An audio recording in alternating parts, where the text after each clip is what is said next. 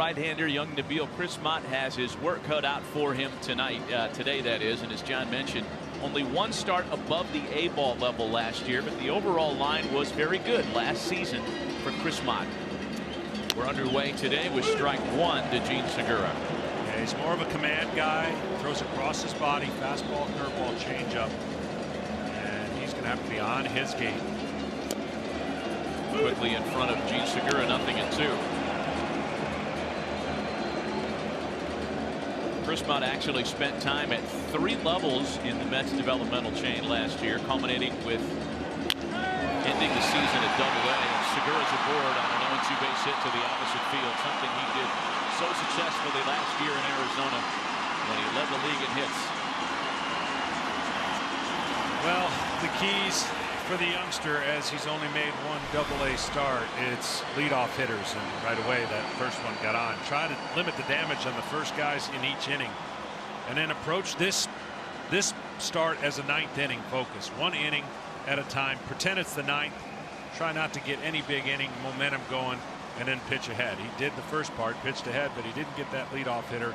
And this team that is filled with stars, already guys have played more 9-inning games this early in March than they typically would getting ready for the season, so they're prepared to dominate. That's a great point. First pitch is a breaking ball that misses wide to Manny Machado. 4 for 9 in 2 games in this tournament.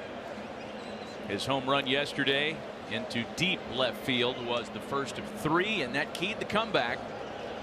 The DR getting off the mat after being down 5-0 headed to the bottom of the 6th inning.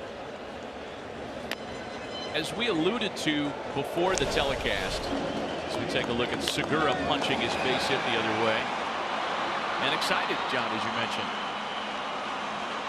Yeah, I think it'll be a little more subdued today, as far as the whole team kind of.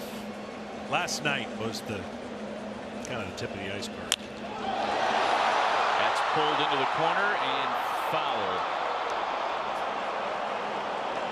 Well, let's face it. I mean, everybody wants to beat the Americans in this tournament. That's been the case ever since 2006. And it's emphasized really to the next level with the Dominican Republic stars.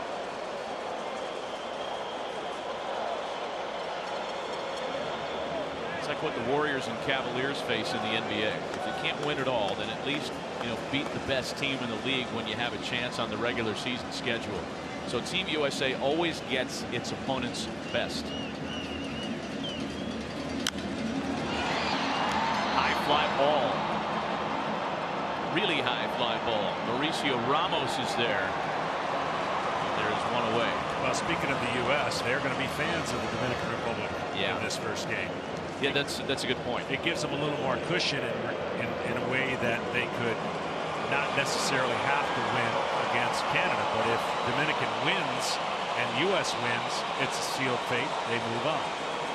The tiebreaker formulas are really hairy, and we'll kind of get through each of them in the early stages of this one.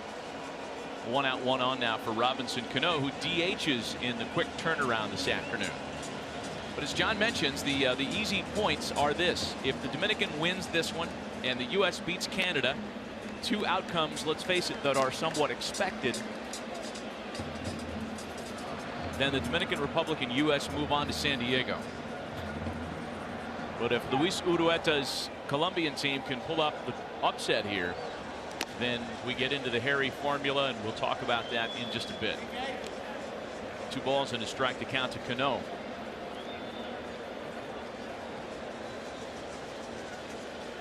Matt's going to really have to rely on change-ups and off speed and paint in the corner. He can't live with his fastball against this team. Here's a change-up right there. He just got out ahead of himself.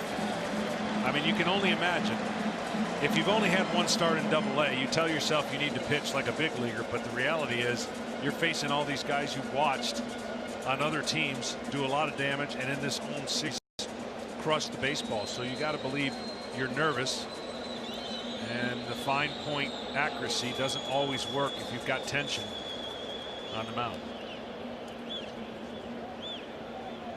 Cano just 1 for 7 so far in 2 games in the tournament. Really the only DR hitter to not quite get it going. And he's aboard on a 4-pitch walk. So Chris Mott in some early trouble. 1st and 2nd and 1 away.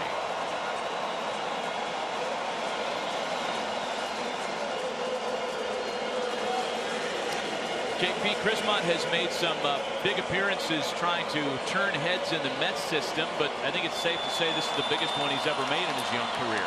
It certainly is, Matt, and at the very least his manager has a pretty good scouting report on young Chris Mott, because Luis Urueta's parents both taught Chris Mott while he was a student at the British International School in Barranquilla, Colombia. All right, so a connection that dates back a little farther, and as we talked about when the U.S. was able to overcome Colombia on Friday. This is a team that plays together all year, unlike some of the squads in the World Baseball Classic that are cobbled together last minute, like just for the sake of these 2 weeks. I would think this would be the toughest matchup for Chris Mott, the way his ball comes back and leaks over the plate. This is a guy you don't want to miss middle in at all in Bautista. Jose Bautista had 4 runs batted in. And the Dominican Republic's opening win over Canada, that included a 3-run home run that really iced the night. 7 straight years of 20 or more home runs as a big leaguer. 0-1 to the 6-time All-Star. There goes Segura. Throw down to third is too late. Gene Segura stole 33 bags last year as a Diamondback.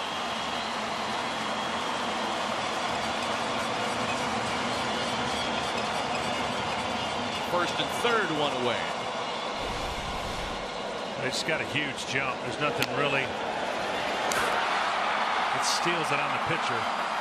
Pitcher's trying to focus so much at what's at home plate. You lose the base runner a little bit.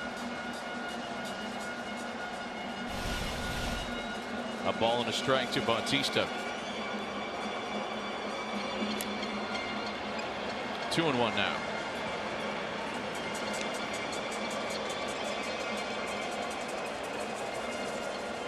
Adrian Beltre gets a day off today, as does Jose Reyes, with the quick turnaround from last night's win for the DR.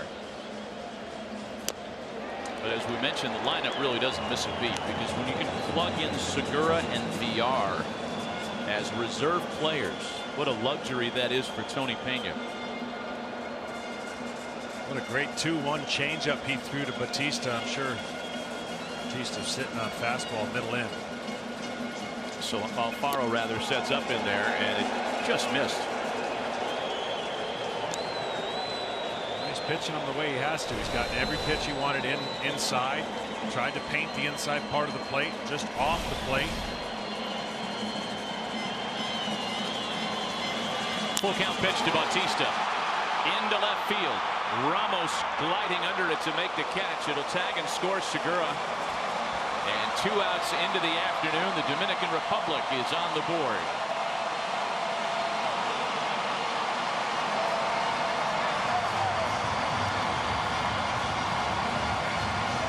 That's just a good piece of hitting, staying over the middle of the plate.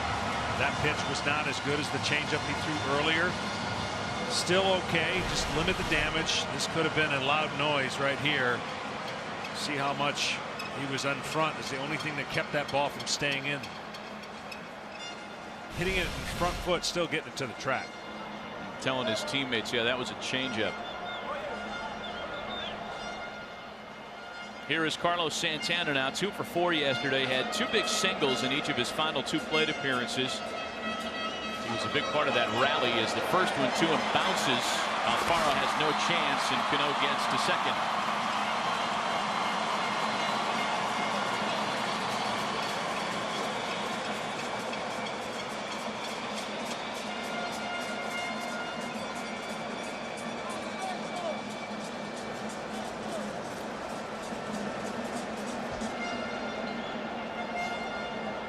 You know that a part of what Chris Mott is thinking of here, and I'm sure he's trying to suppress it as best he can, is the fact that every one of these DR hitters can go bridge.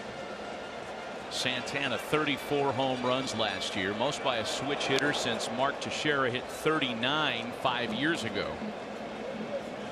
And we could say the same thing about each of these batters. Nelson Cruz, 3 straight years of 40+. He waits on deck. 2-0. 2 balls and a strike to Santana. You know, the other thing that's at play here for the DR, when you think about the long run and trying to win it all, they win. They have a day off tomorrow. They fly to San Diego. They will play on Tuesday and then have another day off. So much like the formula here, where they played, had a day off, that sets your roster in a good position with your relievers, which they're loaded. Just keeps them armed and ready to go. Yeah, they're in pretty good shape for moving on here. Strike to make it 2-2. Again, we'll get into the tiebreaker scenarios, and we'll start that conversation next inning, because it can get a little convoluted. Try to clarify it as best we can. But again, if the Dominican Republic beats Colombia and then the U.S. beats Canada tonight, it's the DR and U.S. that move on.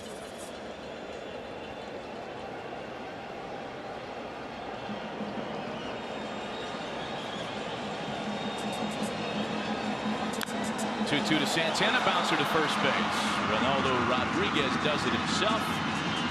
The Dominicans on the board in their first sets of swings through just a half inning. It's 1-0 DR. Colombia, Donovan Solano, Ronaldo Rodriguez, and Giovanni Urshela lead it off. Solano and Urshela with significant big league time. Jorge Alfaro is a big-time Phillies prospect behind the plate. We highlight Adrian Sanchez, who has been one of Colombia's offensive leaders with a pair of extra base hits. Tito Polo, the number 9 hitter, really impressed us the other day with great defensive play against the U.S. They will face 27-year-old Milwaukee right-hander Willie Peralta. Willie Peralta, very athletic delivery. You're going to see how smooth he gets rid of the fastball, and he can throw it upwards of 96 miles an hour. Quick action on his pitches. Peralta's underway with strike 1 to Donovan Solano. His slider has a north-south break, and he will occasionally throw some changeups as well. Solano off to a 2-for-10 start in World Baseball Classic play. Both of the hits came yesterday in their win over Canada, and he's quickly behind 0-2. You know, for a guy that throws as hard as Willie Peralta does, just watched a 97-mile-an-hour fastball. He does not record the kind of strikeout numbers that one may guess.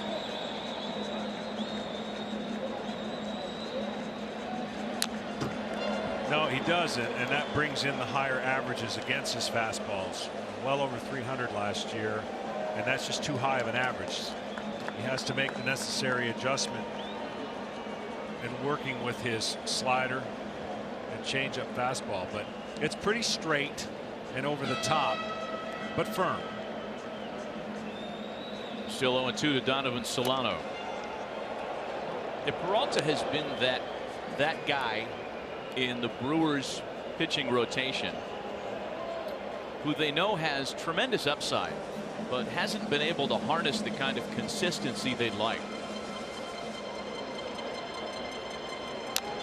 Last year just had a terrible time out of the gate.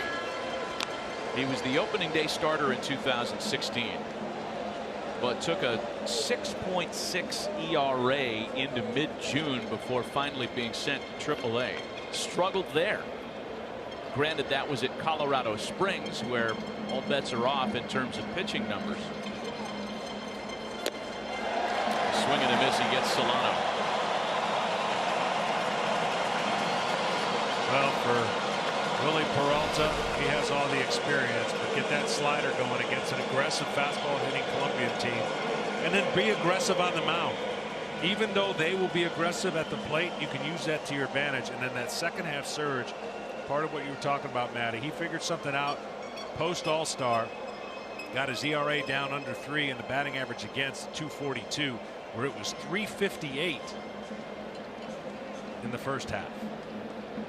Here's Ronaldo Rodriguez now with 1 gone. Yeah, the last 10 starts that Peralta made were much better, much more what the Brewers had in mind. and that's kept him in the plans for 2017.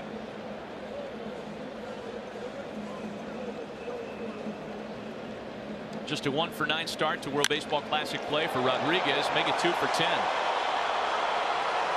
And that rolls all the way past Cruz.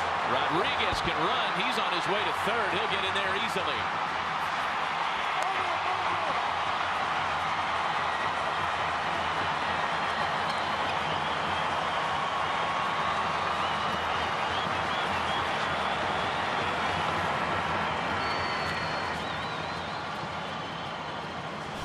Well, Cruz doesn't have a ton of foot speed. He was trying his best to cut this off. Kind of a fast outfield here, even though it's big. This ball's hit in the gap, and then Cruz just can't cut the angle off.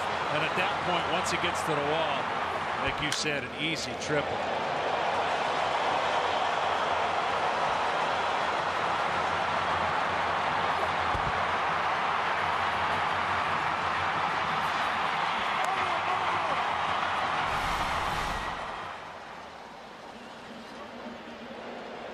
So an early opportunity now for Giovanni Urshela to tie things up.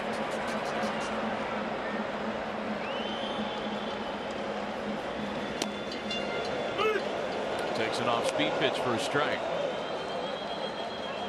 Urshela also 1 for 9 through Colombia's first 2 contests in this tournament. A .274 hitter last year at AAA Columbus.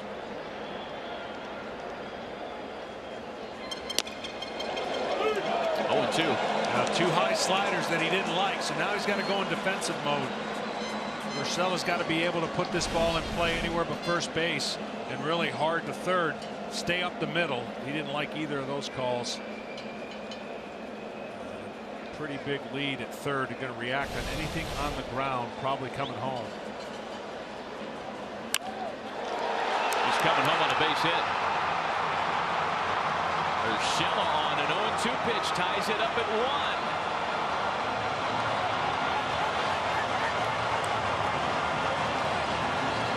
That's a great job right there of protecting. The first 2 sliders were high. He didn't like them. This one was better and down, and he just didn't try to do too much. That's the difference between free swinging and getting the bat on the ball. You can see almost an abbreviated swing and an excitement at the same time. That is a big momentum switch for a team that knows they're up against a team that can score a lot of runs.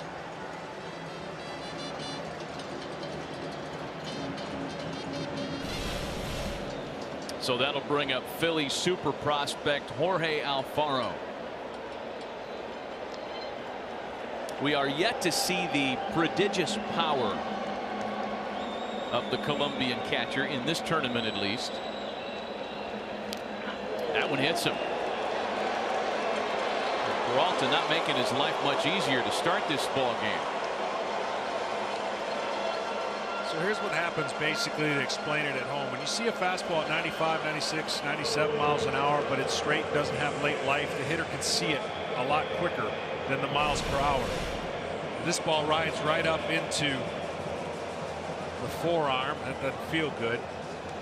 And that's why velocity, although great, and we're so hung up on velocity, if you don't have that late life and that exploding fastball that the hitter has to respect, it then tightens everything in the middle, and they don't react off of a slider that doesn't turn very much or break, or a changeup that doesn't offset the fastball. And that's part of Peralta's issues when his command's not on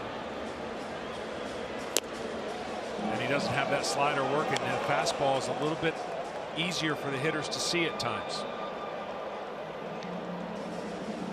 One of the senior members of Colombia's lineup now, 32-year-old veteran Jesus Valdez. Runners at first and second, the tying run in with only 1 away, last of the first. Settle in. I think we're in for this for the majority of the afternoon. 1-1.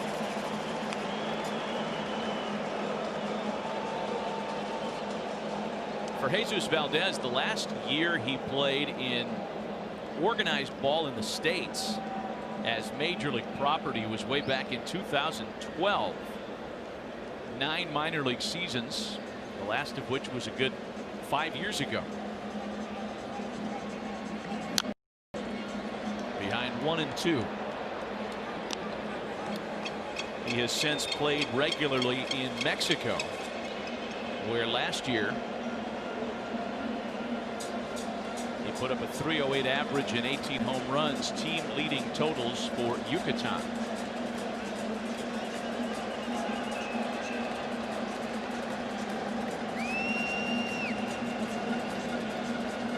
All in 2 strikes to 2-2. Against the U.S., this lineup, this Colombian lineup, was super aggressive early. Not sure the same thing will hold against Willie Peralta.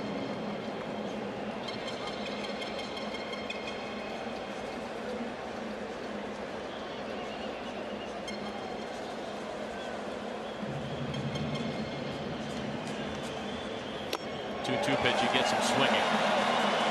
Valdez did him a favor that time. 2 gone.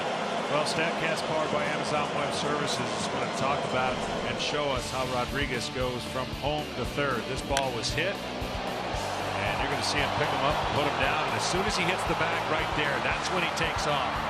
Max speed 20.7, home to third in 11.8 seconds. But the idea out of the block, he knew he was going to get 2, but then when he saw it get by, Cruz, he put it into that max speed level and got to third relatively easy. Here's Adrian Sanchez now, little dribbler to the right side. Santana to Peralta covering, and everybody's safe. Peralta didn't get to the bag. Throw to third isn't in time.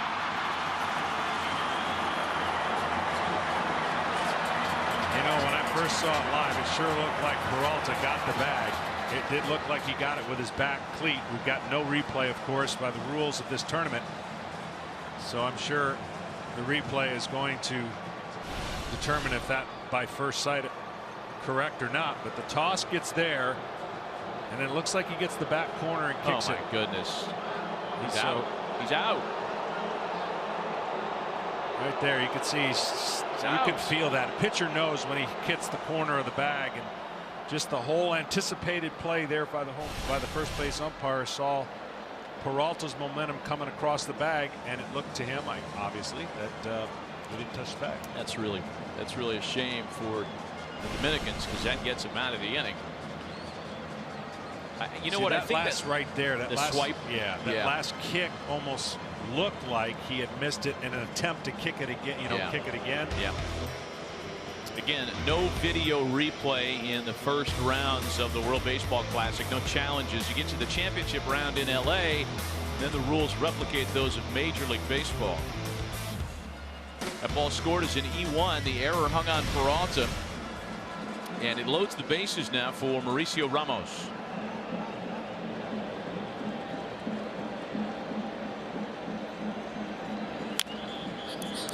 So Peralta will effectively need to record 4 outs in this first inning.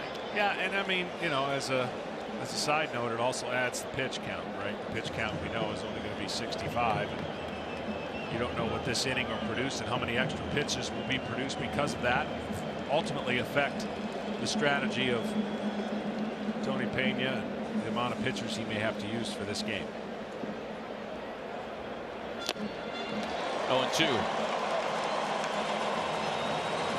Mauricio Ramos spent 2016 at Double-A as Royals property, where he hit .288 through the full season.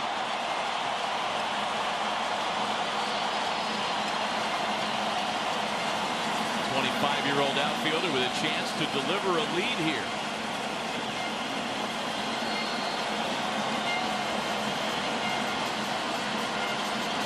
The 0-2. Chopper to third, tough play. Machado has to back up and get it to first in time.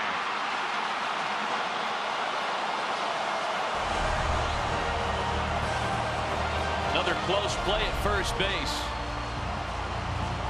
The fabulous Manny Machado with a throw just ahead of Mauricio Ramos. We're tied at 1. Nelson Cruz leads off the top half of the second. Cruz, Polanco, and Castillo. Colombia comes back to match that opening frame run. A 1-1 draw early on here in Pool C. First of 2 today from this venue, and then barring a tiebreaker scenario, it's off to San Diego for the next round of the tournament with gameplay that starts on Tuesday. A ball and a strike to one of last night's DR heroes. Nelson Cruz hit the big 3-run home run against Andrew Miller late that delivered the first lead of the game for the Dominicans.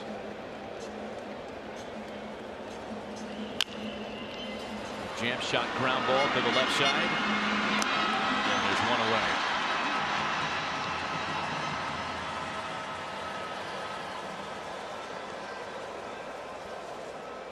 We saw the middle infielders for Colombia bounce around a lot in their game against the U.S. on Friday, and they're doing the same thing today.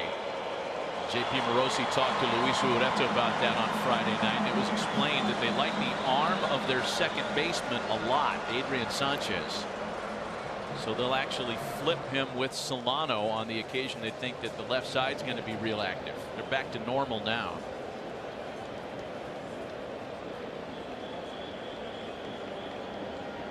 One gone now for Gregory Polanco, idled yesterday, and Polanco takes a breaking ball for a strike. The outstanding young Pirate was 2 for 4 with an RBI on Thursday against Canada.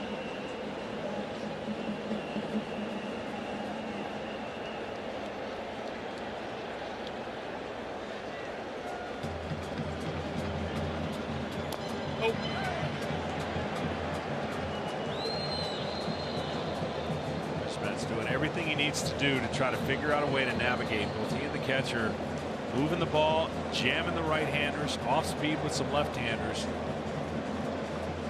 So far, so good. He survived that first inning with only 1 run given up.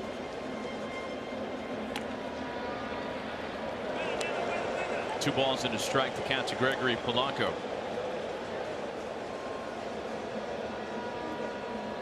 Not an easy task when you know the fear is at home plate. Anybody who's got a bat in their hand, you know you can do damage. But when every single guy in the lineup can do the same thing, it affects your pitches. Inside. Got a nice crowd here this afternoon. The Dominicans are the big draw in this bracket. And despite the quick turnaround from last night's win, we thought there'd be a little bit of a, I don't know, kind of an energy hangover from yesterday's dramatics, but not the case. Fans are enthusiastic. So's the Dominican team. 3-1 to Polanco. Hit well out to the opposite field. Ramos had him positioned perfectly and gets there to make the play.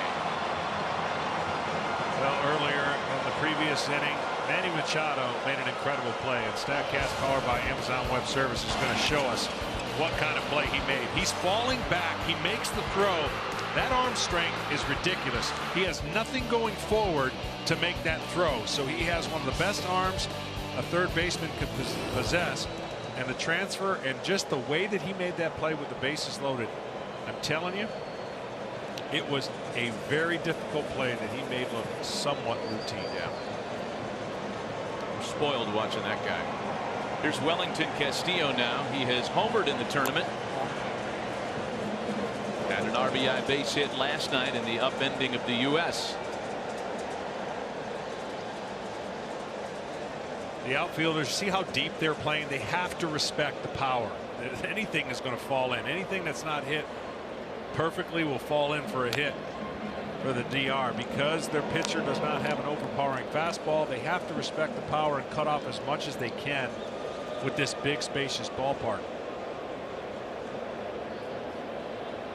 I mean, that's as deep as you're going to see most teams and most outfielders. Now we got creeping in a little bit. He must have heard. I think he's got an earpiece. 2 balls and no strikes to Castillo. All outside. We've said this a lot about the Colombian team. Between what they do with Sanchez and Solano, you know, switching spots based on a pull hitter, where they've been positioned defensively, their advanced metrics, whatever defensive tools they're using to position their defenders, have been working well. And I think that the incorrect assumption that many fans may make is that, well, you know, they don't play baseball at such a high level in Colombia. probably don't benefit from all the advanced scouting data. That is not the case. These guys are very prepared.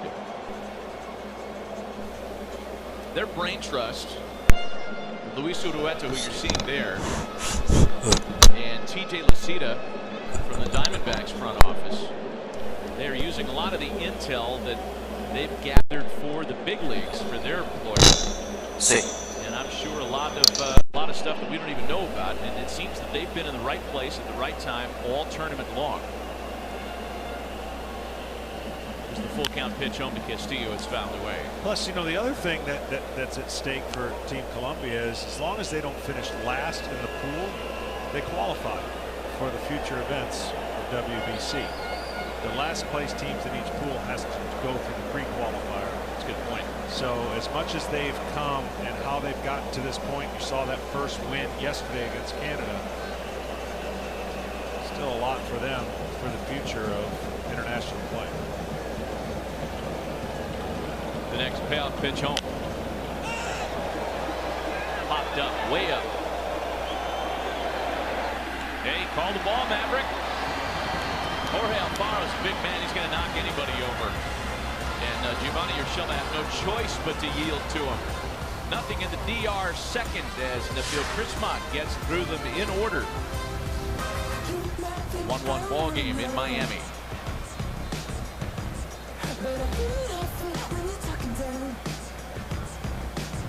Park under the roof this afternoon. Jonathan Solano leads things off in a 1-1 tie for Team Colombia. Fly ball out to shallow left for out number 1. So we're doing the second game as well? As far as I know. Okay. That could change, though, depending on how we do the next 8 innings. Don't tempt me. You know, the schedule is such that the doubleheaders are just born of necessity because spring training's going on, as we well know, and as we were just reminded on the screen. And these players have to be returned to their major league employers at some point. So in order to avoid a 3+ week tournament, there are a lot of doubleheaders in World Baseball Classic play. 2 here in Miami. There's 1 in San Diego coming up next week. Other venues, other pools have also had days with back-to-back doubleheaders. The good news for the players is the quote-unquote doubleheader isn't the same team playing 2 games in the same day. It's just everybody in the bracket. Back later on today, Italy takes on Puerto Rico, and then back here it's Canada and the U.S. Mexico and Venezuela from Jalisco wrap up the night. That pool has been fascinating down there. Puerto Rico is undefeated. Venezuela team has struggled. They were able to come back and defeat Italy yesterday. Mexico's 0-2, which is really surprising given they're the host country down there. There's a lot of major league talent on that team as well. Swing and a miss by Tito Polo. 2 quick outs for Willie Peralta.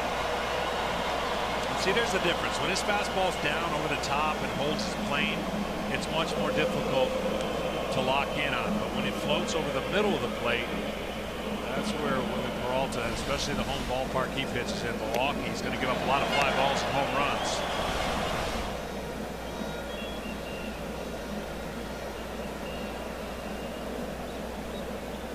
Pitching coach Bill Castro keeping a watchful eye on his starter. Here's Donovan Solano now.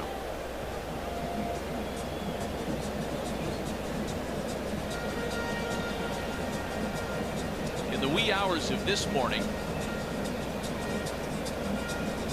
the bracket in Japan got underway at the Tokyo Dome, and it was a sold-out crowd that watched Japan beat the Kingdom of the Netherlands in extra innings this morning. 8-6 the final score in that one.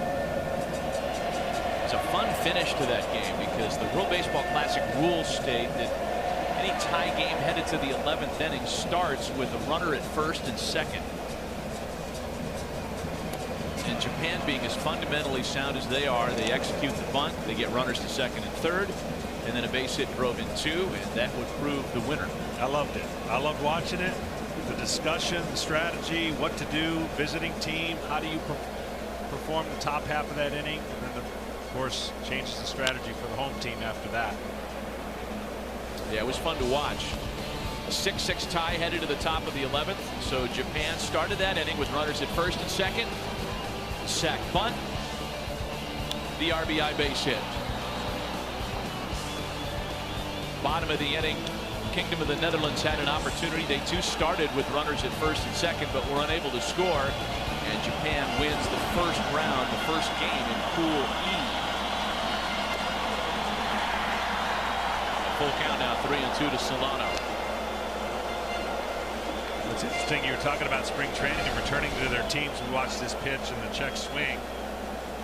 The team, it might surprise you, the team that is affected most by this tournament.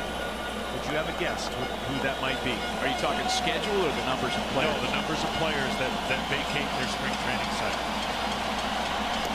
A swing and a miss by Solano. We'll tease that for next Oh, you're not going to tell me? No. Stay tuned, everybody. I actually know the answer. Do you? I read it. Oh, darn it. Should I tell you? Yeah, go ahead. Hanshin Ham Fighters. I know, I'm in U.S. In the wee hours of the morning at 6 a.m. Eastern, the Kingdom of the Netherlands takes on undefeated Israel. They've been one of the great stories in the tournament so far. A resurgent Jason Marquis leading the way on the mound. If we need a tie, a play-in game rather, it'll be here at 6 Eastern. Same story for Pool D. If a play-in game is needed in Jalisco, Mexico, that'll be the final game of the night. There are all kinds of tiebreaker scenarios. We'll start getting into that for you this inning as Jonathan VR leads off in the DR third. And VR has a base hit. This guy has turned into one of the best players in the National League. Leadoff hitter aboard, and let's get to the first of a number of tiebreaker scenarios. This is a little complicated, so we'll try to break it down for you. If Colombia beats the Dominican Republic here, and then the U.S. beats Canada tonight, this would be the tiebreaker scenario. The team that's allowed the fewest runs per inning would advance to the second round, and you can see the breakdown here in terms of the runs and the innings played. The other two teams will have a play-in game on Monday, and it would come from this group of teams here. The Colombia squad, the U.S. and the Dominican Republic. Canada would be out of the mix at that point. What if, and I know what you're asking, what if the Dominican Republic wins this game and Canada beats the U.S.?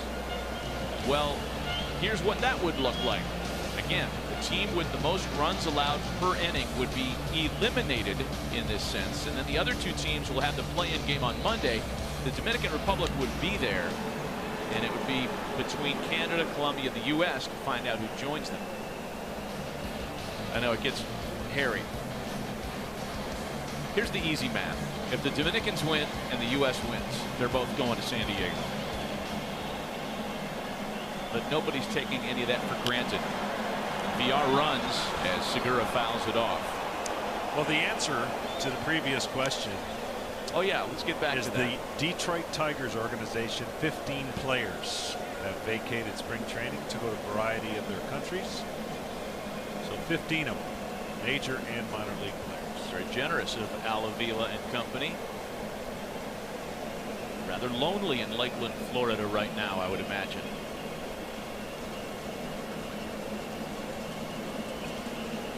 Oh, and 2 the count to the leadoff hitter Gene Segura, who singled and scored in the top half of the first.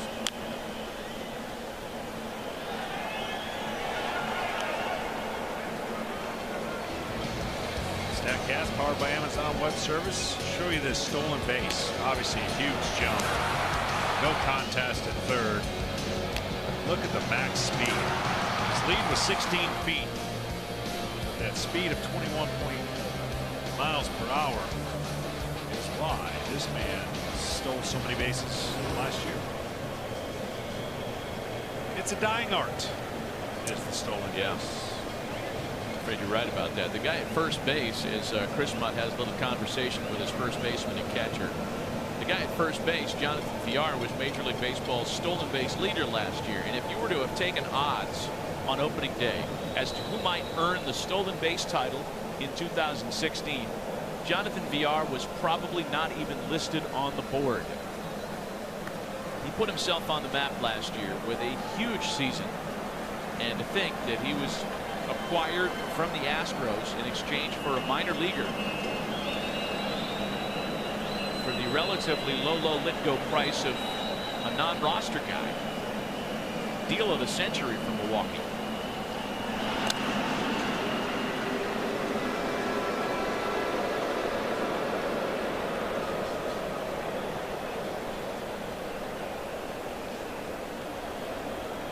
Oh, and 2 the count to Gene Segura.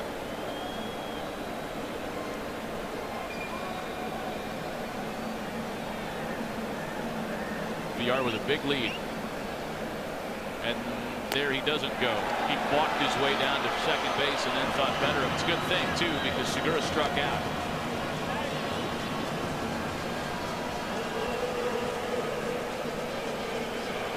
Not sure if Gene Segura wasn't taking a peek at Villar to figure out what was going on at first base.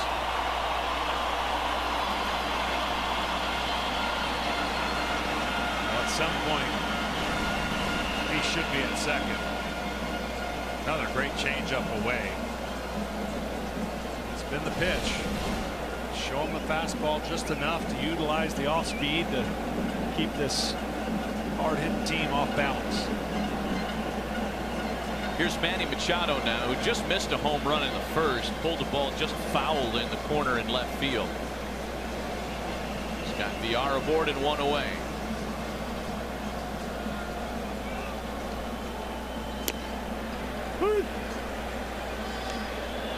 Villar's getting a huge lead. Anytime you're beyond the cut of the grass.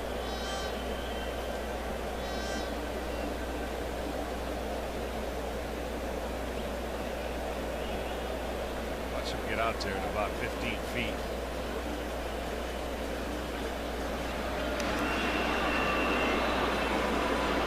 Detractors of Jonathan Villar, and there aren't many, they will point to the caught stealings.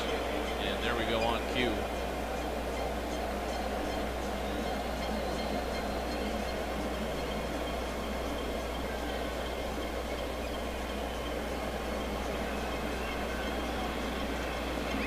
Wasn't just stolen bases, though. He hit 285 with power, 19 home runs. There he goes, big jump, and no throw down by Alfaro.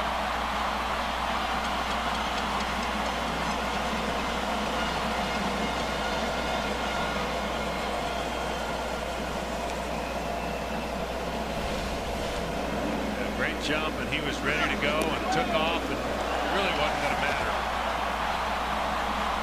You can't allow a guy to get that big of a lead, so whether he wasn't comfortable throwing over there again or not.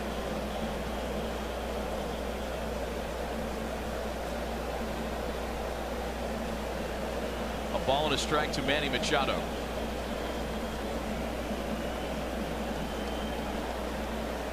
We'll try to crowd him here. And he'll have none of that. That's rattled into the corner. They're going to wave Villar around. He's going to score without a play. Machado to second, where he's safe.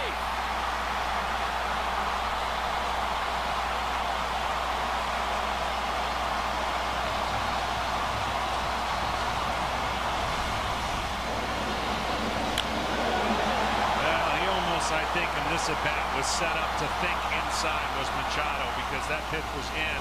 He knew exactly what he was going to do with it. He pulled it down the left field line on a rope.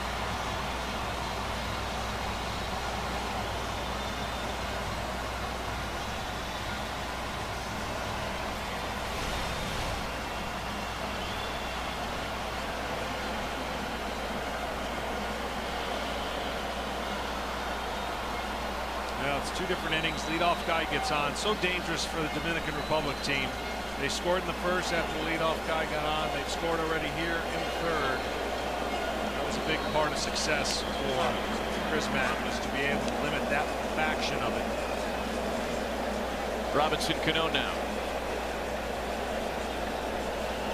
It helps when both of those guys who got on base to lead off innings are fast, and Segura and Villar both stole bags en route to scoring the 2 runs.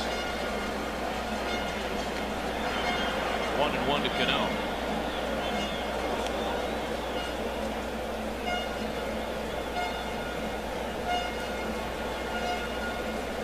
Jose Bautista waiting on deck for the Dominicans. A 1-1 count with a run in and one away to Robinson Cano.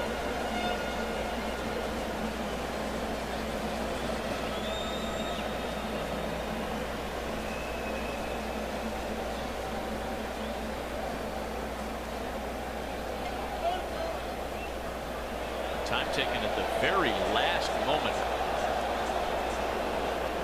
Chrismont was into his motion.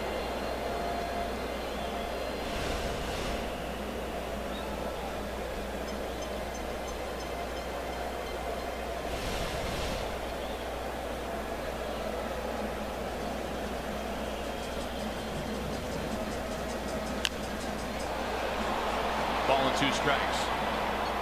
You know, thinking about Jonathan Villar and Gene Segura, who until today were the only 2 Dominican position players yet to appear in the tournament. And neither one of these guys was given like the golden road to the big leagues. They both had to earn their keep. Segura's been traded a handful of times, and so has Villar for that matter. He was originally Phillies property back in the day. A part of the Roy Oswalt deal a number of years ago. Villar, J-Hap, and Anthony Ghosh for Rapid Roy.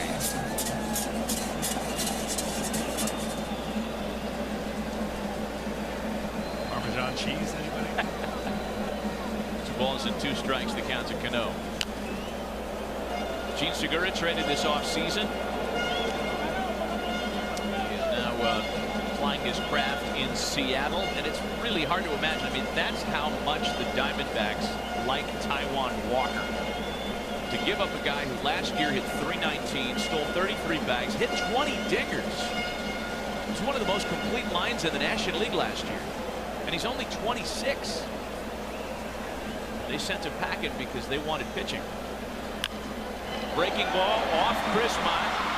Solano's got it and recovers in time to get Cano.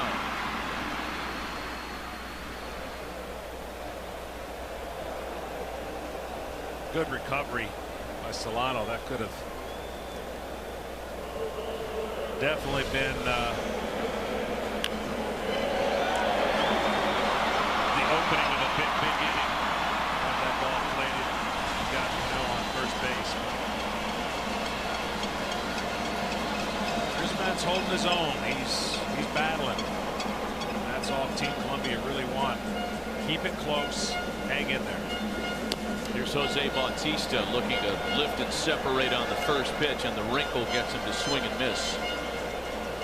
Chrismont up to 54 pitches. He is nearing the max of 65. Another breaking ball, a good one for strike 2.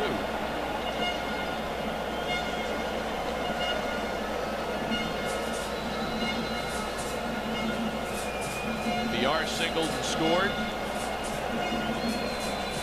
Machado at third with 2 gone. A bouncing ball to the left side, kicked by Solano. It scores a run, and it's 3-1 Dominican.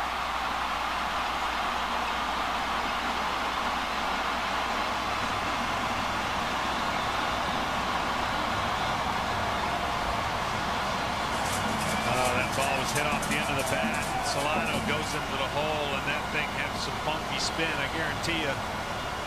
An unfortunate. Team Columbia, anytime you get a weak induced ground ball, watch this ball. Top spin right there, kind of rides up. Once he doesn't glove it, Bautista still has enough. There's the spin and hits him on the heel.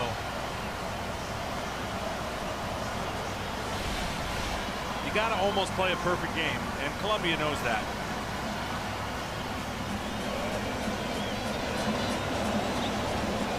Good mound visit early here to settle down the young pitcher. Walter Miranda, the pitching coach. Marlins fans, folks in this part of the world, might remember Walter. He was the second player that the Marlins ever signed when they were born in 1992.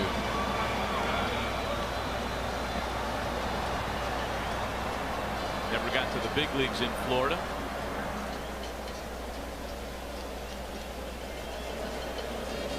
So the inning continues now for Carlos Santana.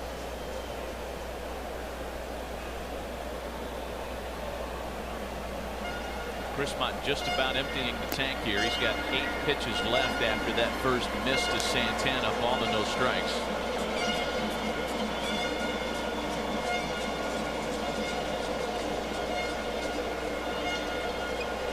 Singles in each of his last 2 at-bats yesterday as a part of the uprising against the U.S. for the Indians switch hitter. He takes a strike. It's 1-1. Carl Triana's up in the bullpen for Colombia. They'd prefer getting him in there in a clean inning in the 4th.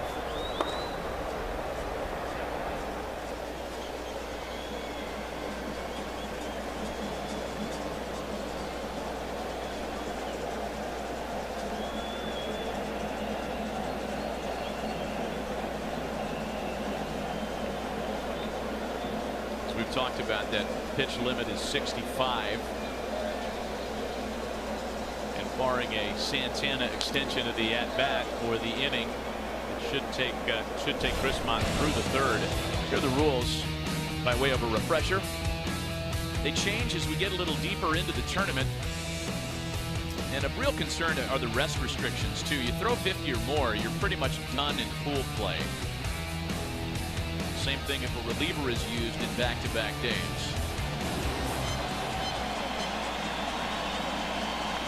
A ball and 2 strikes to Carlos Santana. Bouncing ball to second. Sanchez gathers it in to cut off the inning at a singles pair of scores. Played 2.5, and it's 3-1 Dominican Republic. Biggest crowd ever in this ballpark. Welcome back to it. Back with Hall of Famer John Smoltz, JP Morosi, Matt Vasgersian. 3-1 Dominican Republic as Ronaldo Rodriguez leads off against Willie Peralta in the Colombia half of inning number 3. 2-3-4 batters here for the Colombians, who countered the DR run in the top of the 1st with one of their own. Peralta has since, however, gotten it back together apparently. Got through the order in the 2nd with a couple of strikeouts. Willie Peralta in his delivery, you know, a little tap with the hand in the glove right before he takes it out. Takes it out, taps it, takes it out again. A little tap right there. Line to 3rd, pick somebody else. Manny Machado's there to make that into a relatively easy play.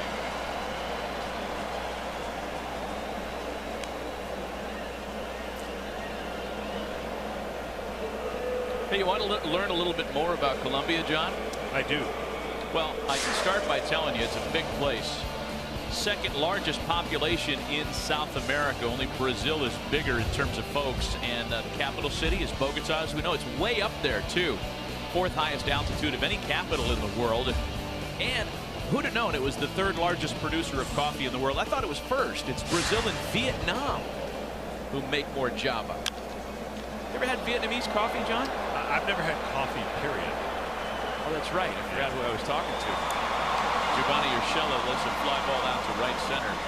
Not one time, huh? No. Look, I love ice cream, but I don't even think I can have coffee ice cream. Wow. Just not, I don't like the taste. Because, you know, not to digress, but I will, as with 2 out, Jorge Alfaro digs in, but the best part about this week for me has been the Cuban coffee. Yeah. And you don't have to take much of it, I see. No, just a little pinch between your cheek and gums. Alfaro out in front, 0-1. I can drink 2 or 3 of those little Cuban coffees and feel great. If I have a cup of that, you know, American truck stop water, yeah, makes me nauseous. Not that I'm a coffee snob, but man, it's the purest, cleanest coffee you'll ever have. So we figured out the time lapse on the Cuban coffee for the day. Is there a crash coming at some point? No, no crash. No, I'm a big advocate of that for that reason. 0-2 to Jorge Alfaro.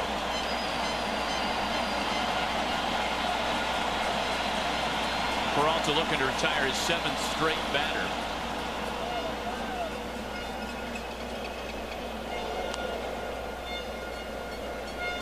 We had advertised the prodigious power of Jorge Alfaro prior to the game on Friday night, because still fresh in the minds of his teammate and manager were the 2 tape measure home runs he hit against Grapefruit League teams in preparing for the WBC. Really put on a display. It's been quiet here, however. 2-2. Part of the rebuilt Phillies. Whether or not he has an opportunity this year remains to be seen, but in the minds of many, the Phillies are a team on the rise.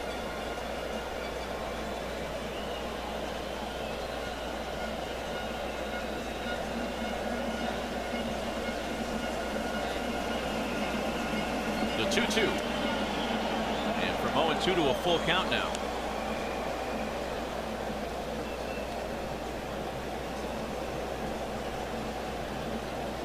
Alfaro is Rangers property, came in the Cole Hamels deal a year or so ago. And the Rangers seemingly have prospects just coming out of their ears to trade, to call up. The American League version of the Cubs in that regard. Up the line again, pick somebody else. Look at Manny Machado. Oh, Carlos Santana hit him right in the frying pan. Wow.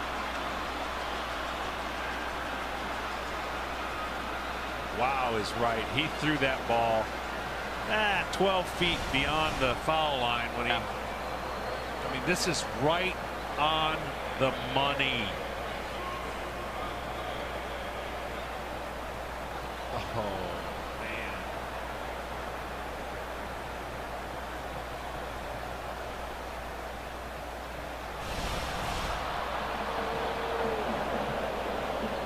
You know, the way things go, the conventional scoring of that, the error is hung on Machado. But No. I'll tell you, I'm telling, that's what they're going to do. No, it's on the first baseman.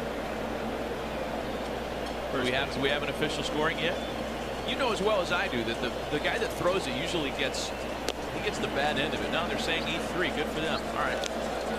Never mind. I'm going to go into a rant.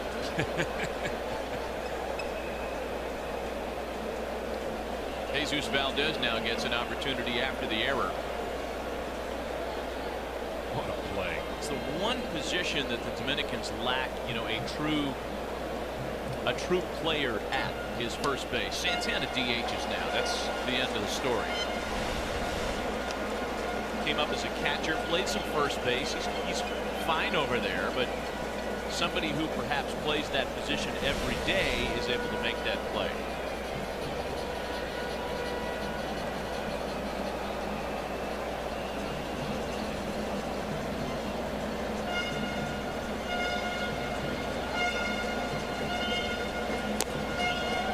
One and two to Valdez. This is the second inning, the second of only 3 in which Peralta's had to effectively pitch 4 outs. Remember the blown call back in the first forced him to go 1 at-bat deeper that inning. Machado bailed him out there with a great play with the bases loaded.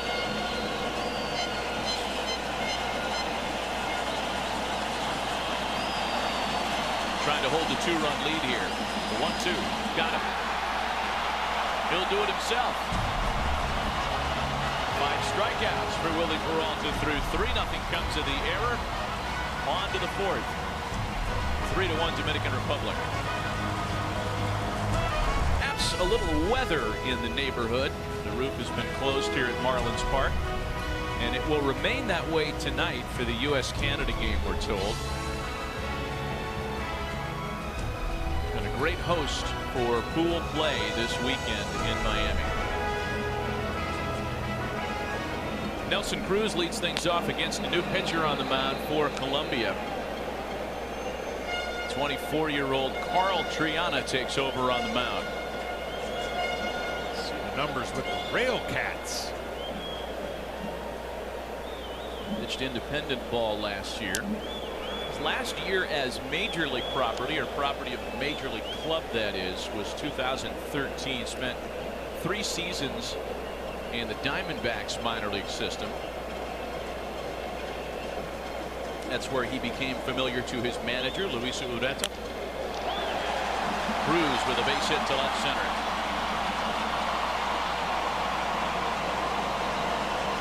Speaking of the Columbia skipper, J.P. Morosi had a chance to visit with him between innings. Luis, your team is hanging with the best team in the world. Many are surprised. Are you surprised? No, we're just playing a good game. I think it was hard on Christmas to face this type of hitters, but I think he did a good job. He gave us 3 innings to stay in the game, and now it's all up to our bullpen, to try to keep the distance close and try our hitters to start swinging it. Chris Matt, one of the young players we have on this team, Chris Matt, is how can the future of Colombian baseball look after this tournament? Oh, it's got a bright future. I think many of these players are showing the world what we're about, and it's just part of their development. I hope they continue on their organizations doing good, and hopefully get many players, Colombian players, to the big leagues. Gracias, Luis. Gracias a ti. They have represented themselves well in this tournament for sure. Gave the U.S. all they could handle on Friday night. Here's Gregory Polanco now with the leadoff hitter report. Each of the 2 previous innings in which the Dominicans have put their leadoff hitter on, they have scored.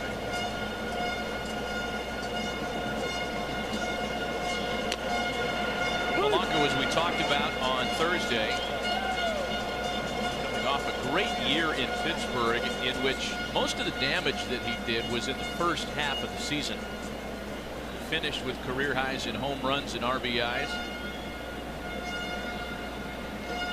Part of what a lot of people think is the best outfield in Major League Baseball, with Andrew McCutchen and Starling Marte. 1-2. Well, if McCutchen gets back to his form, I agree with that statement. That is 3 dynamic guys. That speed, power, defense. McCutchen, of course, I think played under some injuries last year. Did not have his typical season, and that's why they're talking about moving him to another corner outfield and letting Starling Marte play center. Polanco with a drive out to shallow right field. Coming on hard and unable to make the catch is Valdez. He was really deep in right. Well, he was deep, and he was looking at that big swing that Polanco has. He has a big looping, powerful swing, but when the ball's hit off the end of the bat, it's a misread. You talked about how far he was playing from the infield. This ball's diving down off the end of the bat. Does not have the reaction to an outfielder. That ball's floating, and then right about now it's starting to make its descent down. And unfortunately for the Colombian team, there's a couple plays they'd like to have back.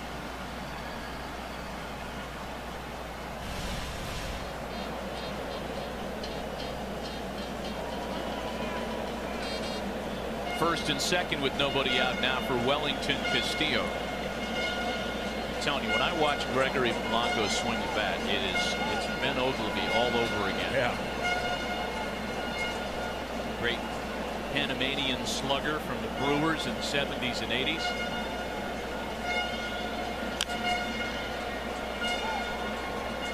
And we talked about that great athletic outfield in Pittsburgh. They have a lot of fun too. McCutchen, Marte, Polanco. They like to finish ball games and then celebrate. Yeah.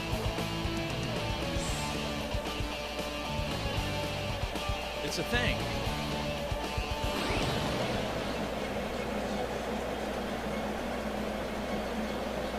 And that group has a chance to stay together for a while. I know that McCutchen was shocked in the offseason. His name was kicked around in trade circles, but they've got Marte and Polanco long-term. The bunt's down, but a good job by the reliever Triana to get the lead runner. Glad they don't show our way we conclude our broadcast and our celebration. That would be something for. You mean throwing our laptops around and spilling drinks everywhere? So first and second now with one away as the sac bunt is foiled. And here's Jonathan Villar for his second time.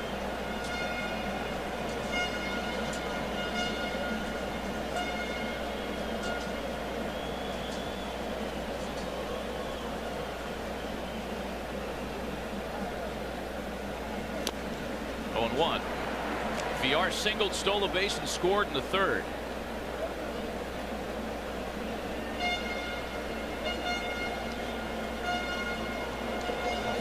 For whatever reason, some guys climb the organization as fast as they do.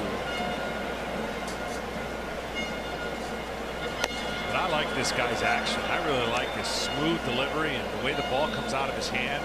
Already seen the changeup, breaking ball, and fastball.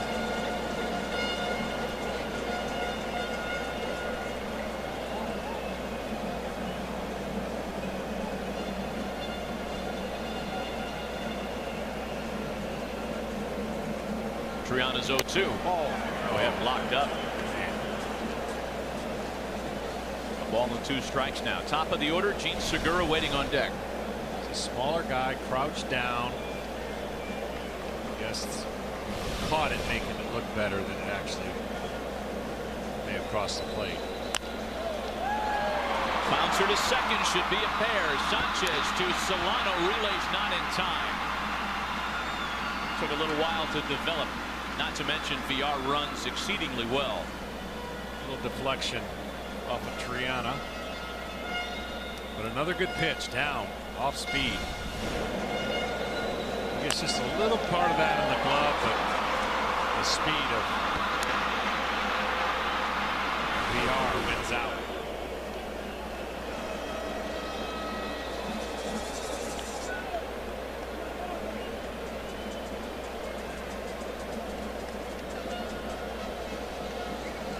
So now Gene Segura, he singled, stole the base, and scored in the first, and then struck out in the third.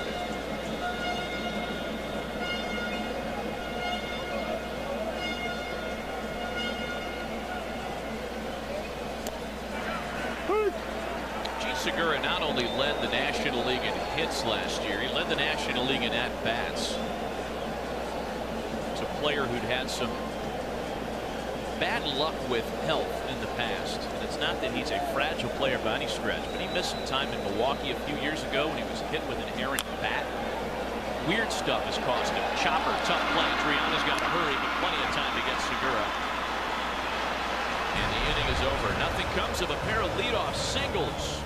We head to the bottom of the fourth, still a 3-1 lead for the Dominicans as we head you back to the MLB Network studios for an update. Adrian Sanchez leads things off for Team Colombia. Willie Peralta still on the mound for the Dominicans with a pitch count still shy of the max, 65. A little gas left in the tank for Peralta. Looking to hold this 2-run lead here in the last of the fourth. Sanchez, Ramos, and Solano, the 6, 7, 8 batters. Yeah, there's one quick out here in the fourth. You just saw Tony Pena, veteran manager of Team Dominican Republic, back for another tour after a great run in 2013. And between innings, he visited with our JP Morosi.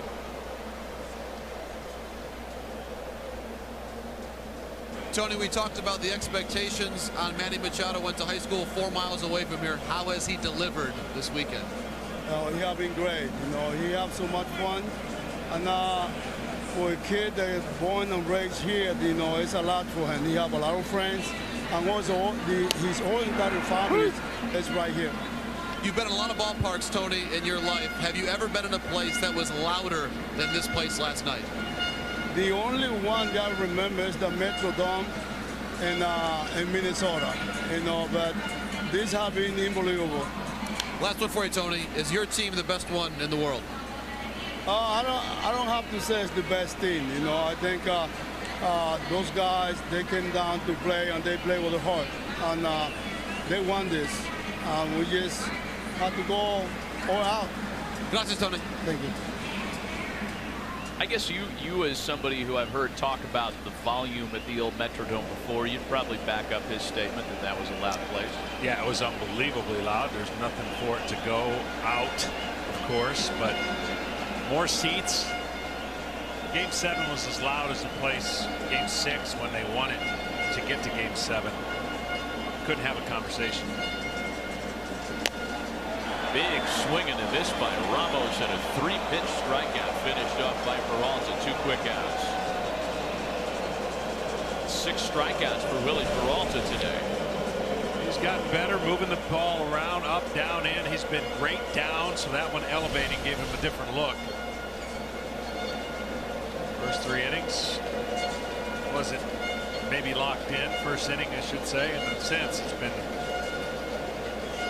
all in rhythm. Here's the DH this afternoon, Jonathan Solano. Here's the big offensive hero in Colombia's win over Canada yesterday with a pair of hits and an RBI. Of course, one thing that they did not have at the Metrodome in the 1991 World Series that they do have here is the constant soundtrack of Caribbean music, bells, whistles, drums, and cheese graters. That is true.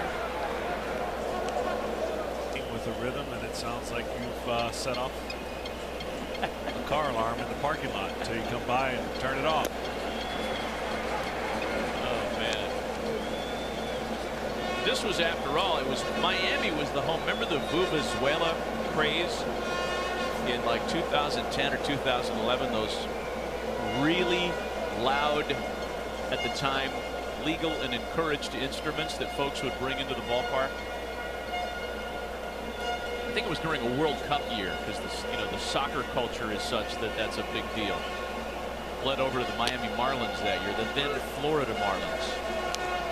3 balls and a strike to Solano. See, I guess with soccer, because they don't have a ton of action, that's part of the culture, right? Create action in the stands. Yeah. Baseball has a little bit more action than a typical soccer game, but they're bringing it here. There's ball 4 to Solano. He's aboard on a 2-out walk.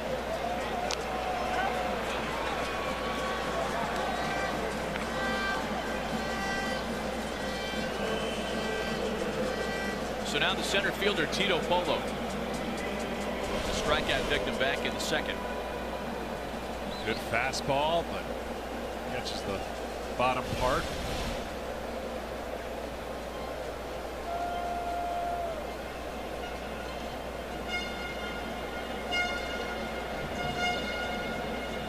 Here's the car alarm again. Yes, they set it back off.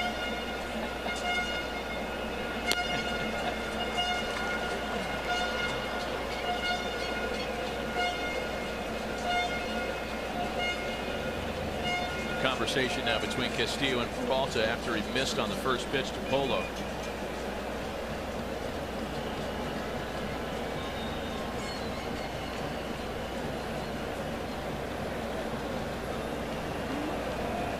Wow.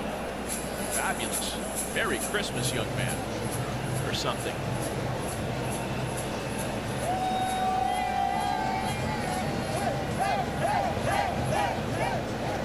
I didn't know the MLB Network programming executives were here today. Good to see everybody here at the ballpark. Every one of that outfit was like a CrossFit scenario where they tell you what you're doing cardiovascularly. Another conversation between Bill Castro and Willie Peralta, former Brewers pitching coach, current Brewers pitcher.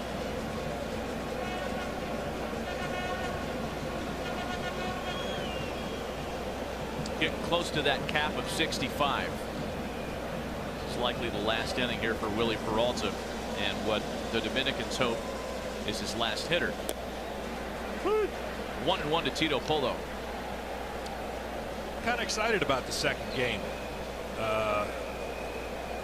We decided we would do alternate innings, just kind of Vince Scully style. You do an inning, I'll do an inning. Yeah, I'm looking forward to that too. I'm looking forward to listening to you do play-by-play. Chopper to shortstop. Machado's got it, and that'll wrap up the inning. Little road bump in the first for Willie Peralta, but 3 hitless innings ensue. And he's able to hold the Dominican Republic's 3-1 lead.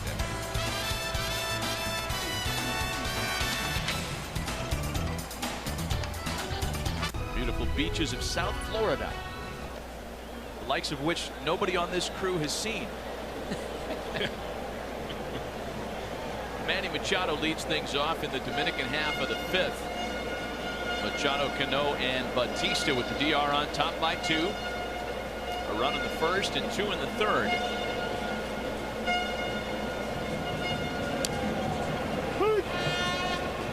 One and 1 to Manny Machado. Carl Triana came on in the fourth. I guess that's as close as we're going to get to the beach.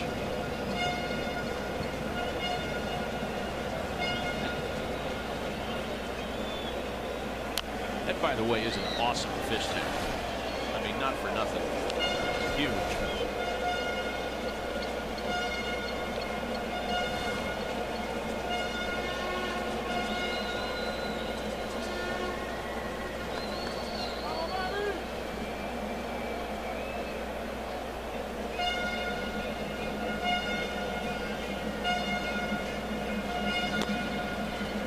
Balls and 2 strikes to Machado.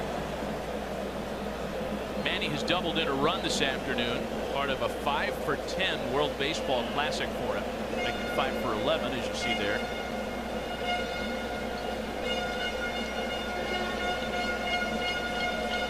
Two from Triana. Remember the play that Manny made earlier tonight? Today, that is, in the third, ranging far to his right. We've become so used to seeing this from the all-star third baseman. Takes us back to 2013. This was just ridiculous. He knocked it down. He was 9 feet up the line and still had enough on the throw to get the out. Yeah, it's just unbelievable. I mean, the accuracy, that's what amazes me besides everything else that he does. He's always accurate.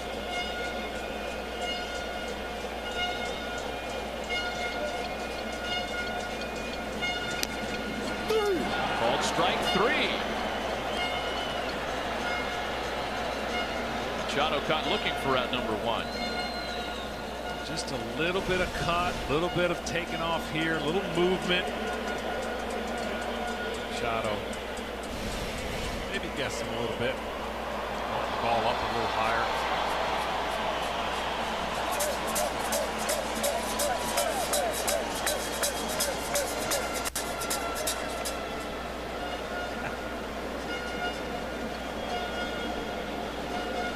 Here's Robinson Cano now with 1 away.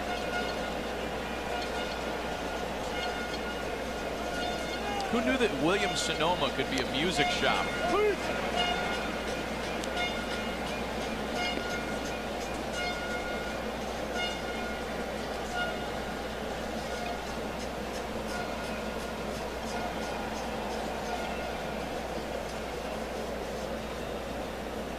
Cano 1 for 8 with 3 walks so far in WBC play. There's a drive out to left center field.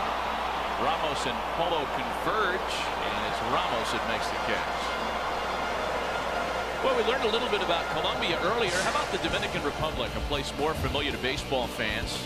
Capital city, Santo Domingo, established back in 1496. Just over 10 million people in the DR, third largest country in the Caribbean. That's the National Palace in Santo Domingo. Most popular tourist destination in the Caribbean. Over 5 million visitors each year on the island of Hispaniola.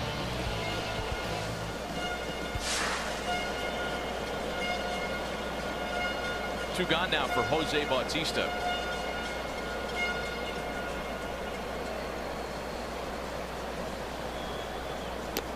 And we've heard rumblings these last number of months, if not years, J.P. Morosi, about a potential major league game played on Dominican soil at some point during the regular season.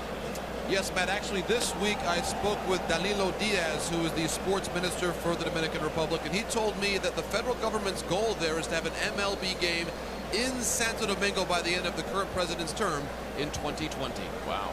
I mean, that'd be huge. They couldn't build a stadium big enough to put all the people in there that would want to attend. It is the national game in Dominican by a long shot. 2-1 to Bautista.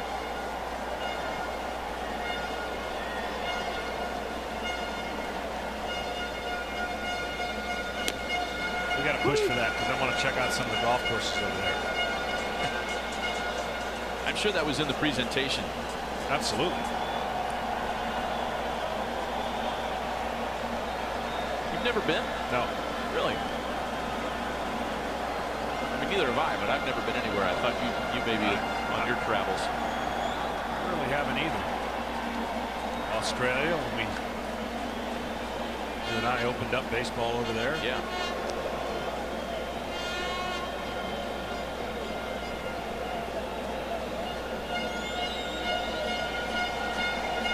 '82 players born in the Dominican on major league rosters last year. We know it for a long time has been the main supplier of Major League Baseball talent from the international community. Full count pitch to Bautista. In the air to right. And Triana gets him in order in the 5th. Middle of the afternoon, the opener in our day-night doubleheader. The Dominican Republic still on top, 3-1. Cesar Valdez is the newest to pitch on the mound for the DR, taking over for Willie Peralta, who ended up with a very good afternoon.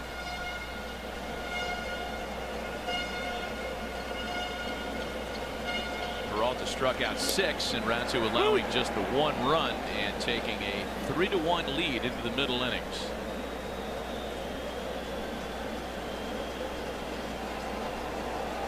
I believe there is a John Smoltz bobblehead in there somewhere. And that one hits him. Solano's aboard. I want to have this team hang around. I can tell you that right now. This team feeling that 2-run deficit, no big deal.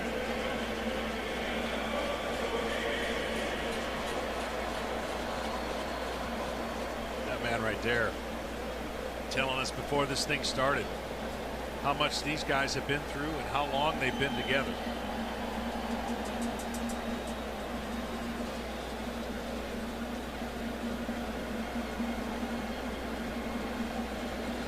Here's Ronaldo Rodriguez now with the leadoff hitter aboard. First pitch from Valdez is in for a strike. Valdez has a 2-seamer that's anywhere from 85 on up. He'll throw a slider around 81. He does have a 4-seamer, but he really uses his movement to deceive the hitters.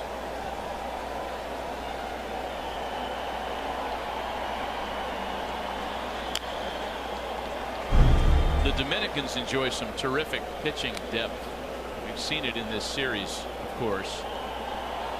We've got no shortage of closer candidates for Bill Castro and Tony Pena. And per the rules, JP, each team has a chance to bring up some pitching reinforcements if they get to the next round. Who's included on that list for the Dominicans? Well, Matt, for the next round, I was just told today, Irvin Santana is now part of that designated pitching pool. He replaces Bartolo Colon in that category. Also, Joaquin Benoit, the reliever, could join the Dominican staff as well. Wow, I mean, just spoiled by the riches of great position players and 2 terrific arms about to be added. Irvin Santana didn't have a Irvin Santana-like run with the Twins last year, but still, that's a guy that we'd love to add in a tournament format. 0-2 the count to Ronaldo Rodriguez.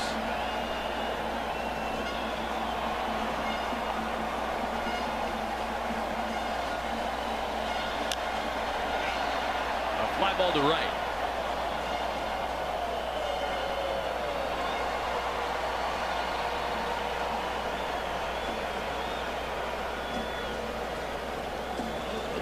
One gone for Valdez with a runner aboard here in the 5th. There's a good chance right here for Columbia. One of their guys with power.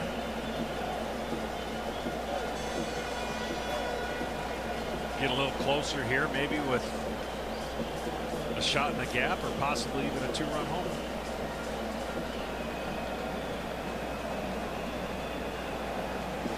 Here's Giovanni Urshela now. He singled in that run back in the 1st and takes a strike.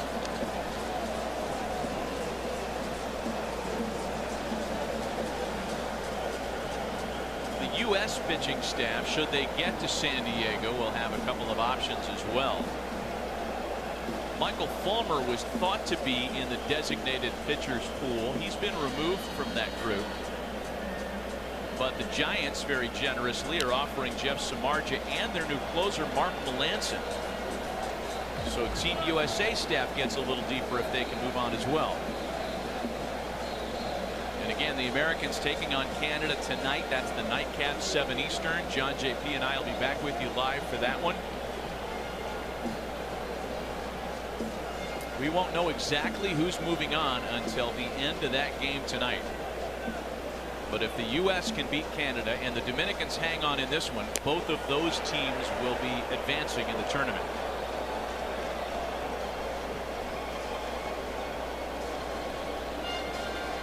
Ball and 2 strikes, the count to Giovanni Urshela. Even winless Canada still has a chance, based on what happens today in this day-night doubleheader, to move on. Tiebreaker scenarios become very important. The 1-2. Great play by Machado, the second for 1. Oh, the double play! Manny Machado, you are unbelievable.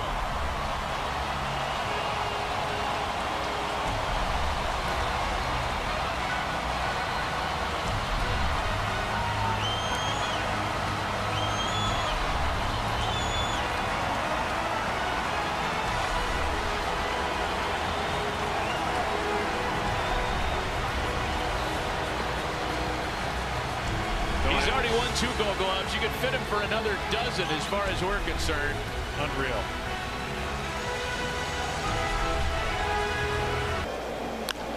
Carlos Santana leads things off in the Dominican 6th with a hot shot to the right side, and he beats it out despite the shift that was on.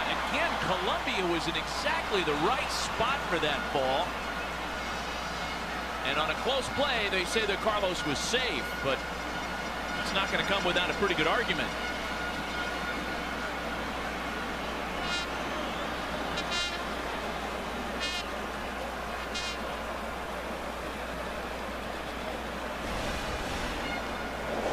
Look how deep they're playing him. This gets by the first baseman. Then you're going to get 2 people coming to the bag, but the pitcher makes the play, and he steps on the bag and gets the catch. But again, another misread of where the foot is. That is a little bit more of a complicated play that you don't see an umpire make too often. But he was out, though. He was out. That's what I'm saying.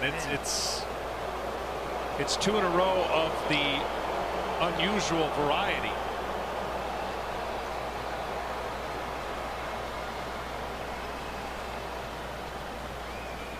It's going to be scored as a base hit for Carlos Santana, but despite the replays, I've been so impressed with Colombia's defensive positioning. He did everything right there. The momentum of him going, as it's seen live, to the first base umpire looks like he has taken his foot off the bag as he catches the ball. A very unusual play where you have the pitcher and the first baseman getting there from basically mid-right field. So Nelson Cruz bats with the runner aboard after the single by Santana. Yeah, that's a couple of misses at first base by the umpiring crew here today. Again, no replay in the first rounds of World Baseball Classic play. Jam shot. Well, they're going to get a double play ball here, so the baseball gods made it up to him.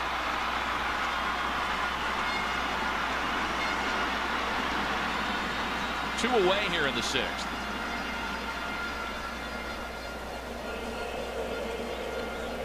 What a job by Triano. He's looks comfortable. Looks like he's been in this spot before, even if all his resume speaks otherwise. But he's kept them off balance, keeping them close. Here's Gregory Polanco now.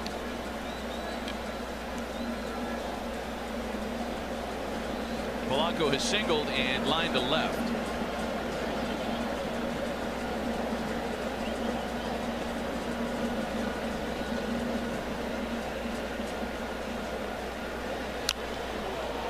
We had that discussion about the young athletic outfield in Pittsburgh and how it may be one of the best, if not the very best in baseball. It's also very reasonably priced when you consider the level of talent. Andrew McCutchen is due to make some money here in the near term. But in the case of Gregory Polanco, he signed a 5-year, $35 million extension last April that could keep him in Pittsburgh as long as 2023 if all the option language is exercised. There's another base hit for him. Now that's a lot of money. I'm not sneezing at it. $35 million is a king's ransom for all of us. But in baseball terms, a player of this caliber for 5 years at that money is a great club contract. Yeah, they bought out the arbitration years, which means that if they go the normal process, he would have an opportunity if he performs to make more money than that, but he could also underperform, which that contract would look better for him. So it's a win-win for both scenarios because they didn't have to offer him any of this contract. Right. And they just decided that it was the best of both interests. You know, the same deal is what they got Starling Marte to agree to. Polanco's going to run on the first pitch to Wellington. Castillo throw to seconds, in time to get him. Jorge Alfaro showing off the skill set. Well, they're on the verge of naming a cheesesteak after him in the city of brotherly love. Nothing in the DR half of the sixth. It's still just a 2-run ball game.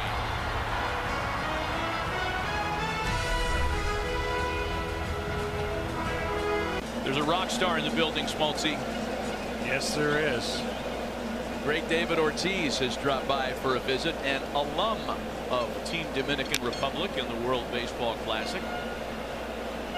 He just came out of nowhere with a jersey on, sunglasses, big smile, and they even announced his name over the loudspeaker here over the PA system, and everybody cheered and stood up.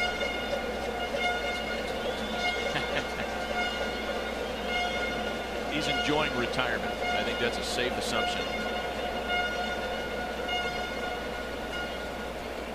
Jorge Alfaro, after nabbing a thief in the last half inning, leads things off here in the home half of the sixth. The Colombians still down by only 2 as Cesar Valdez continues on the mound in relief.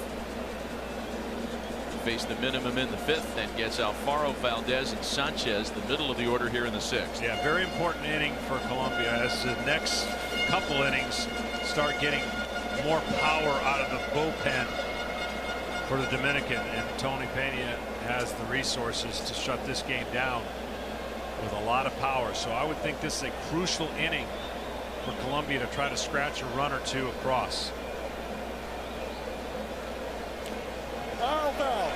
Still 0-2.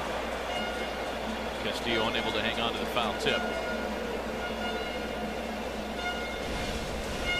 Claiming they foul tipped it into the dirt. Not so sure, but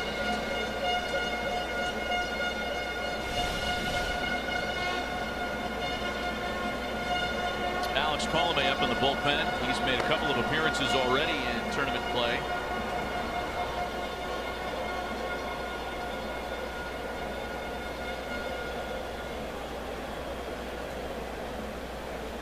Here's the next 0-2. 7 p.m. tonight, 7 p.m. Eastern, that is, Team USA and Team Canada. And that's the final regularly scheduled game in Pool C. Depending on the outcome of this one, and then seeing what will happen between the U.S. and Canada, you may or may not be needing a play-in tiebreaker game tomorrow. We'll have a little more clarity, but nothing certain if the Dominican Republic hangs on to win this one. And the U.S. knows that it needs only to beat Canada and advance in the tournament. And I don't mean only as though Canada's a weak opponent, but at least there's clarity there. Ground ball is short. Segura has it. Now Alfaro's retired. A couple reminders. Follow every pitch of this year's World Baseball Classic live with the MLB.com @bat mobile app. Stay connected to all the best this spring and all season long. Download MLB.com @bat today. And join Major League Baseball in a new era as we celebrate opening day. Make sure to wear a cap on April 3rd. Share your photo on social media using the hashtag #CapsOn. And then tune into all the opening day action April 3rd on ESPN, MLB Network, and MLB.com. Well, the opening rounds have provided a lot of excitement already. I think there's always the temptation to see a lot of mercy rules. Only been a couple of those. There's been a lot of exciting comebacks. Italy's played, I think, 2 11-10 games. Crazy, yeah. This round has been entertaining. First game the U.S. played had to go extra innings, and of course last night an unbelievable comeback from the DR. So a little bit of a calm situation here. It seems like a 3-1 game. The confidence of the Dominican Republic and the feeling is they're going to win this game, but I am so impressed with Colombia and the way that they have obviously pitched. I mean, 2 great starters they have on their staff, but the way they compete as well. Ball and a strike to count to Jesus Valdez.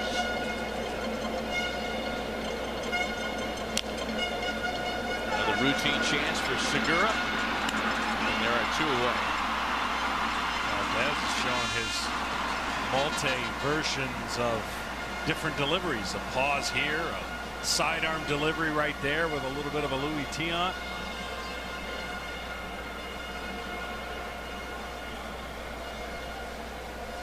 Two away now for Adrian Sanchez. Hey, by the way, we should probably clean this up sooner rather than later. The instrument that we've seen here throughout the weekend that the Dominican fans have brought with them is called a guira. Yeah. Oh, you knew that? Yeah. Why didn't you tell me? Well, I mean, you could say it so much better than I can. So not in fact a cheese grater, though it looks like one. It's a guira, and it's used in a lot of merengue beats. There it is.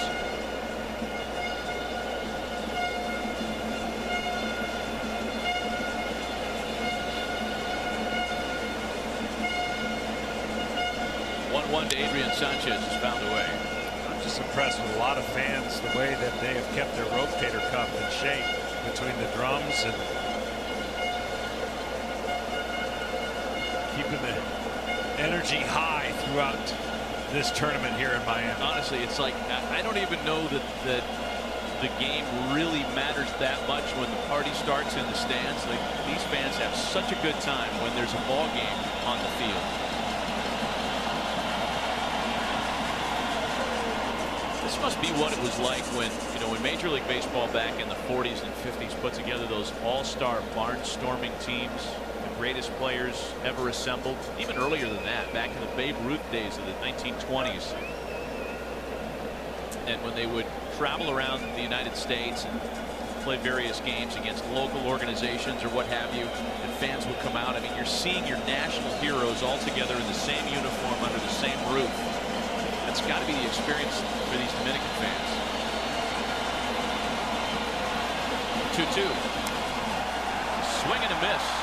Very effective work by Cesar Valdez. And now they're saying that was fouled away. Yeah, we're going to keep going. Still 2-2.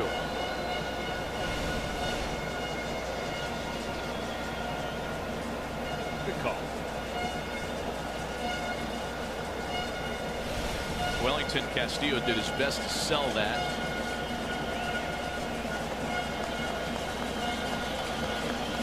Valdez will try it again. Full count now, 3 balls and 2 strikes. Well, I get a small appreciation of what you're talking about as the fans. When we get ready, either Monday or Tuesday and head to San Diego, I see that when you're walking around the streets in San Diego, you return home, people very fond of Matty B. Pretty cool. Those are all people I still owe money to.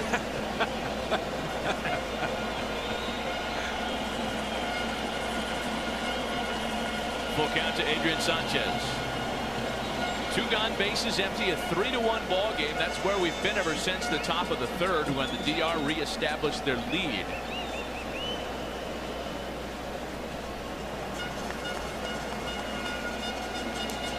And there's ball 4.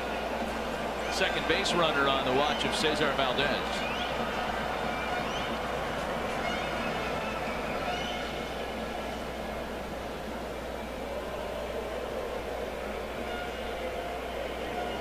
You know, the question's been asked this weekend. I know JP Morosi has asked a lot of the folks on the field this, and the Dominican coaches and players are smart enough and modest enough not to take the bait.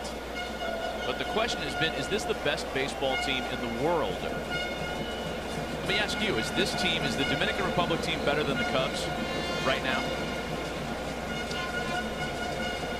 That's a great question. I would say yes. This is the most balanced. I mean, you don't get baseball clubs with as much depth on a team. It's just kind of hard financially, right?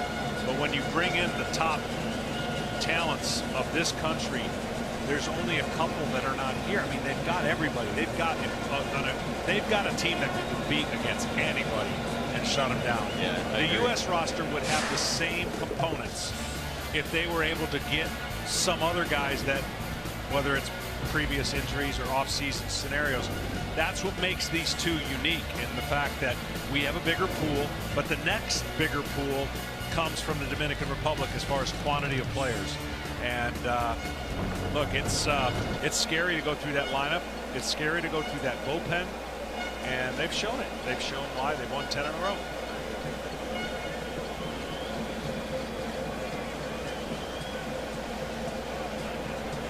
There's Mauricio Ramos now after the 2-out walk. Alex Colome is hot in the bullpen for the Dominicans. No urgency here. Valdez has been very strong, and he starts with a strike. Yeah, I guess, you know, the list of who's not here representing the Dominican Republic, while it's a significant pedigree of player, it doesn't hurt them that those guys aren't here. You know, Albert Pujols is not here. Johnny Cueto's not here. Terrific all-star players. One, at least, a future Hall of Famer in Pujols, and maybe Cueto's on that direction as well. But you don't hear about that. Nobody's bemoaning absences here because they're so deep everywhere else. You can say the same about the U.S. team. But I don't know, there's more conversation about, boy, wouldn't it be nice to have Kershaw? Wouldn't it be nice to have Bumgarner? Wouldn't it be nice to have Trout and Harper? You don't hear that around the Dominican roster, JP. Well, Matt, I have an idea. We're all going to be here in July for the All-Star game at Marlins Park. How about the next night? How about Wednesday night of that week? A rematch. All the All-Stars will already be here from Team USA, Team Dominican Republic. How about one more game? Bring everybody back here. We're already going to be here, Matty. How about that idea? Well, I'll tell you what, why don't you write that down, go to the Players Union with that one, and good luck. We're all counting on you. I'll do my best. Look, I love the concept. I just think the idea of jamming another game in the schedule is going to be met with absolute resistance. It would be neat, though. It's a great idea. 2-1 pitch is hammered into the left field corner. Mauricio Ramos with his first base hit of the afternoon. Bautista has a little trouble, and it's a one-run ball game in Miami. That's what I was saying. Everything comfortable. They could scratch and get a run in this inning. You start bringing in that sense of it could be. You never know. And what looked like strike three, but was a foul ball, turned into a walk, and then the double with 2 outs. I'm telling you, I've seen this played out before. You feel comfortable. You feel like you could step on the gas at any time. Team Colombia is 1 base hit away from tying this game up off of a new reliever.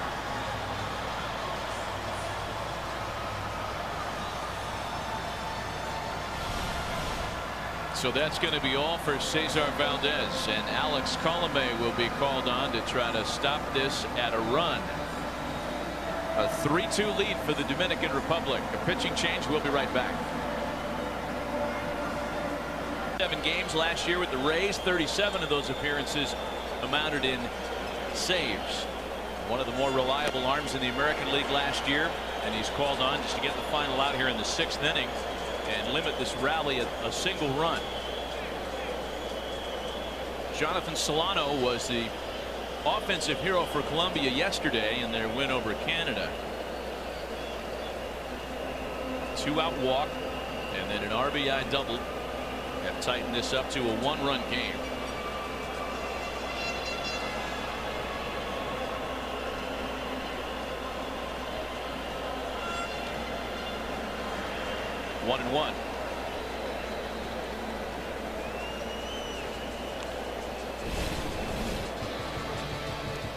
bullpen, if you look at the numbers, it's just filthy. There's nothing really you can say. I mean, Betances, Familia, Rodney, and then now Colomé. They could all close. They're all on one staff. A couple of strikeouts, no hits allowed by Colomé in his 2 previous appearances in the tournament. Rays closer is set, the 1-1. Ball and 2 strikes on Jonathan Solano now. That's why when you bring in guys for one particular inning at a time early here in spring, you expect everyone to be locked in. Not everyone gets locked in. Last night was a perfect example. Try to do that against Andrew Miller in about a month. Good luck. Not going to happen. But last night it did happen. Yeah. And in this tournament it can happen. So for Team Columbia, they're certainly believing that in any particular inning they could sneak up on this great team and pull off a massive upset.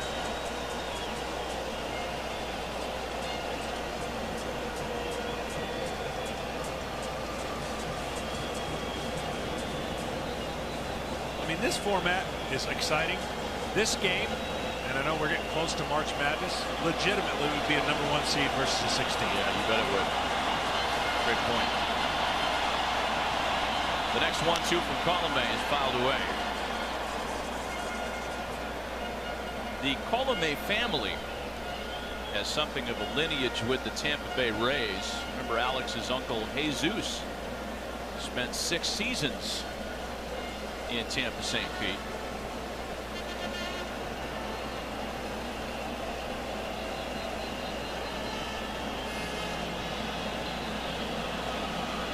Still a lot of upside with young Alex.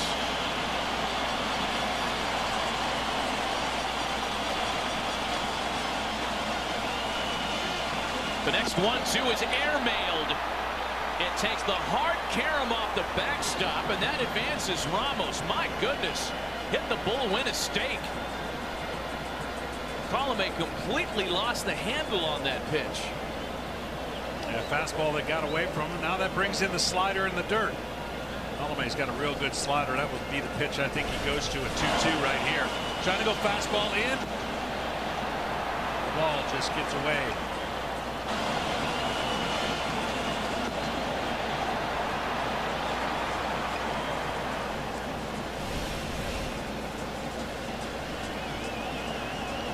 And if Jonathan Solano is going to dig in there a little weak kneed, you'd understand why. Here comes the slider. Tying run at third, the 2-2. Into center field. Polanco's got it to cut off the rally in a lone run. Columbia chipping away.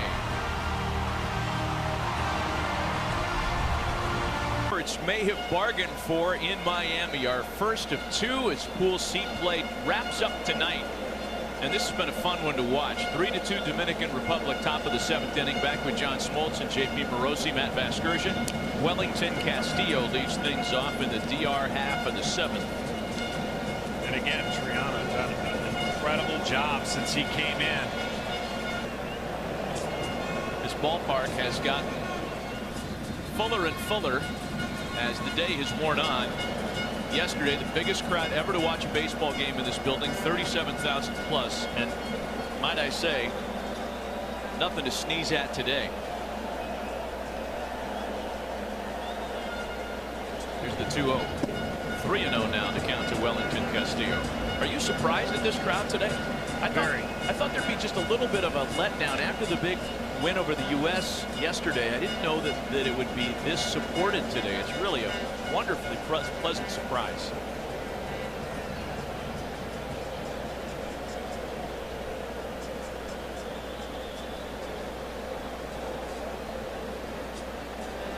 There's the 3-0 from Triana. 3 balls and a strike.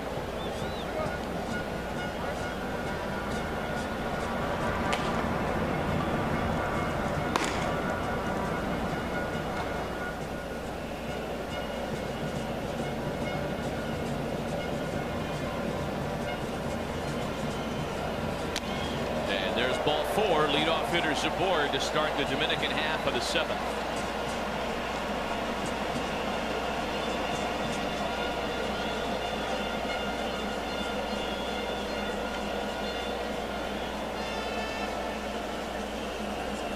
Jonathan Villar, playing in his first action here in the tournament today, has singled, stolen a base, and scored.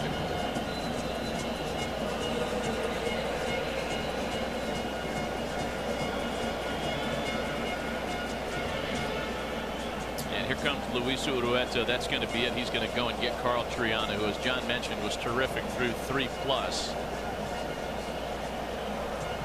Allowed the 4 hits.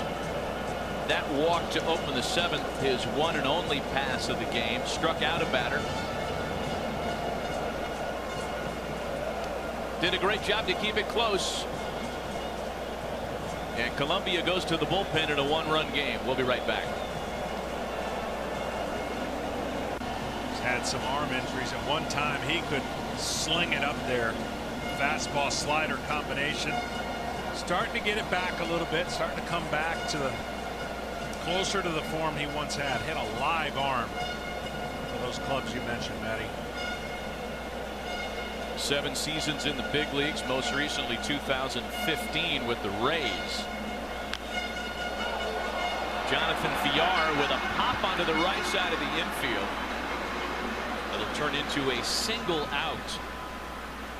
Castillo able to just get back into the bag and avoid being doubled up. Did you see any call there? I almost looked like no they could have turned to double play if that ball. Villar was getting down the line. You didn't want to trade runners at that point. You wanted to make sure he kept Castillo at first, but this is a bunt, and there could have been a little confusion if that drops in. He did stop running. They could have turned a quick 2.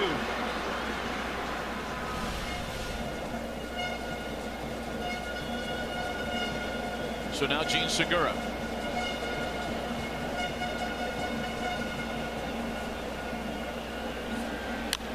Segura whacks the first pitch into the opposite corner. That's going to get behind Valdez. Castillo held at third, second and third with 1 away in the Dominican half of the 7th.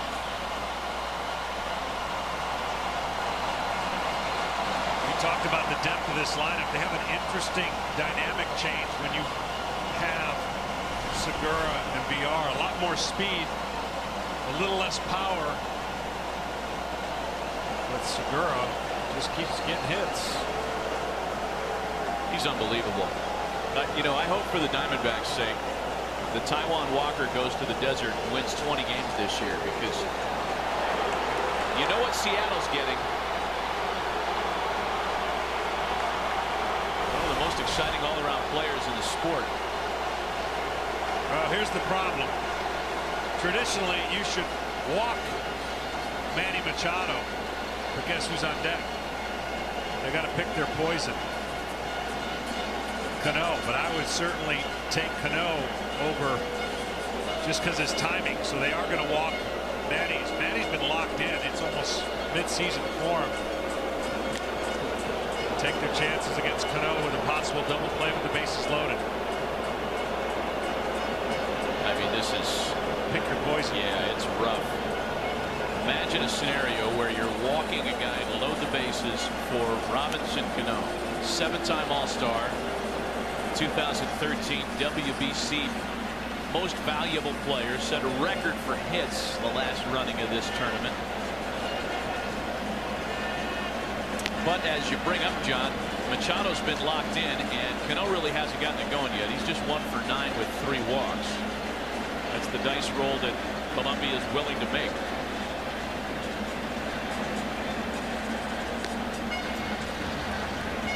Well, this is your ball game right here. If Colombia has any chance, it happens right here.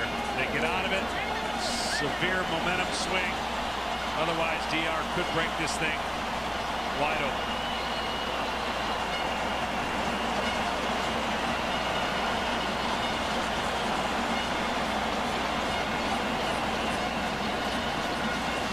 Robinson Cano in the major league season is a career .317 hitter with the bases loaded, 10 career grand slams.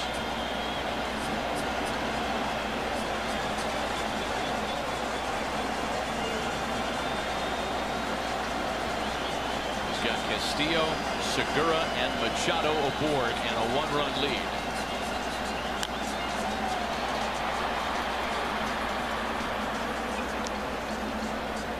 That one got to 95 miles an hour. In on his hands. And again, he's a very smooth hitter. You see all the numbers. 2013 World Baseball Classic. When he's in rhythm, no one better, I'm telling you. It just looks like it's swinging underwater. It looks like everything is just slow motion. Right now, doesn't quite have that rhythm, that timing that I'm sure about 5 to 10 to 15 more at-bats will create for a guy trying to get ready for the season.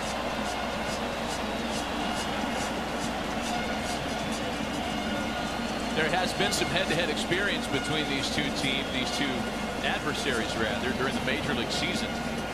Look at some of the team numbers here.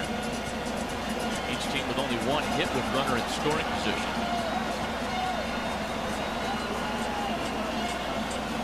Robinson Cano has faced Ernesto Frieri on 5 previous occasions, most recently in 2015. Cano as a Mariner, Friero as a Ray. And Frieri on that occasion struck him out.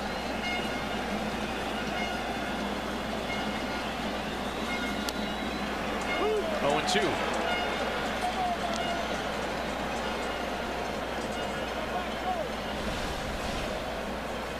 This is Payne. Right on the corners.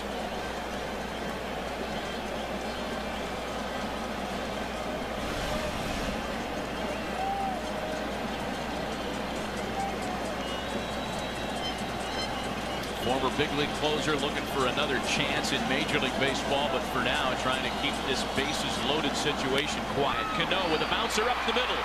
Solano gets one himself. The double play. And the intentional walk works. Hey, Columbia won't go away, folks.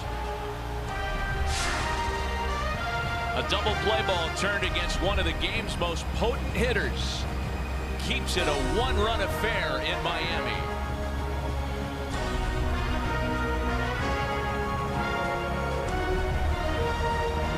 To come into the mound, come into the fray rather, and work on the mound. A big Yankee right-hander trying to protect the 1-run lead.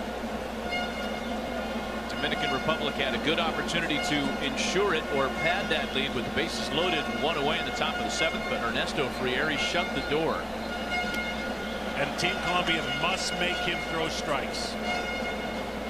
He can get wild with the fastball. The only chance they have against this guy, lay off the slider, good luck, but make him throw strikes with his fastball.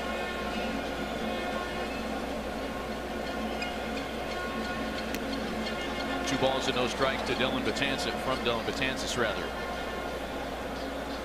Pitch grips, 4-seam fastball.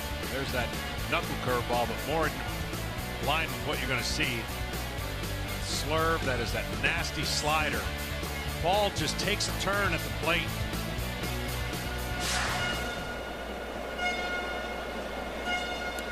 And that's the one issue right there. The discipline of the Colombian. They've already been talking to each hitter that goes up there. They know that this guy's very difficult to hit.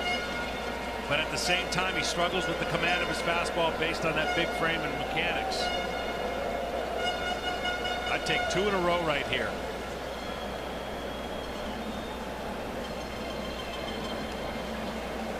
Three balls and no strikes to Tito Polo, hitless so far today.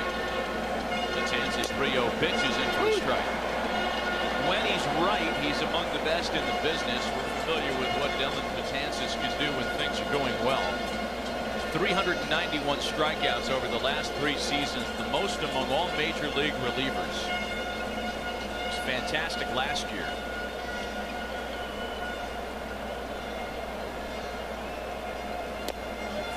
He loses Polo to lead things off in the 7th. Tying runs aboard. Tell you what, Team Columbia has put themselves in a great situation. Even if they don't win this game, and let's say they lose 3-2, and there's a scenario where the U.S. loses, their run prevention is going to put them into a tiebreaker situation at 1-2, with all 3 teams being 1-2. if they win this game and can win 4-3, the same can be said if there are 3 teams at 2-1. They're going to go on, and Dominican and U.S. based on run differential, again, I'm throwing this together in my head real quick, more likely will play in a tiebreaker. A lot of different moving parts here still. They just haven't given up any runs. They beat Canada 4-1. They lost to the U.S. 3-2. They're currently losing 3-2 here. Top of the order, Donovan Solano now. Showed bunt, corners came in, and then Solano pulled back to take a strike. Solano has struck out twice and been hit by a pitch today.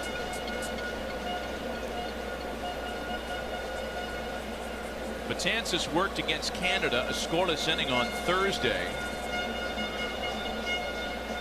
And that one really coming without the pressure that this situation entails. Polo's running.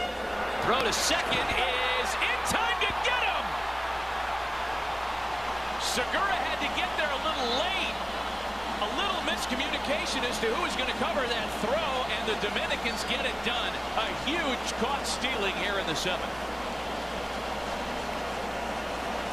It almost looked like a delay steal or something that he was doing. He didn't get the huge jump. See on his secondary lead, and then he goes. Well, what an athletic play by Segura.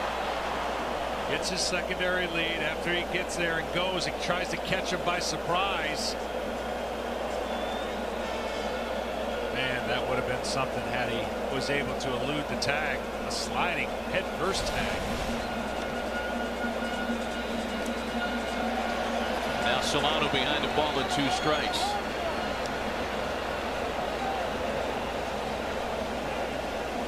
Well, Tito Polo trying to manufacture, trying to make something happen. Cut down by Wellington Castillo, who had a really good year last year throwing out would-be thieves. And a base hit from Solano. And I know what you're thinking. Oh man, had he not gone, it'd be first and second, nobody out. It doesn't work that way. Pitch selections, all scenarios change. But having said that, getting to second with nobody out would have created a lot more opportunity for the Colombian team. The idea of getting 3 hits off of Betances is mighty large. They can play aggressive and they can take chances. They can. They're a huge underdog. So now Ronaldo Rodriguez, who's 1 for 3, he tripled and scored that first run back in the first inning.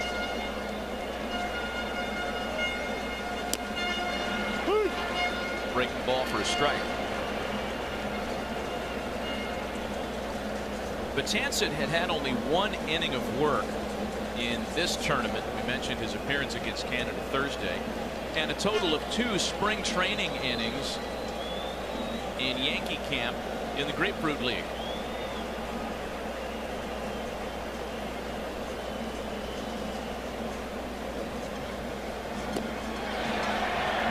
Went around on the appeal, and it's 0-2.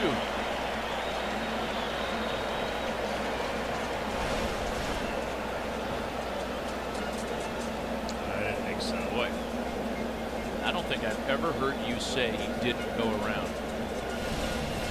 Yeah, I don't think so. It's been a tough day at first base for the umpire today.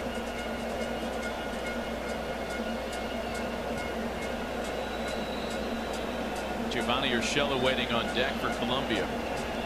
The 0-2 from Betances, still a 0 and 2 count home to Ronaldo Rodriguez.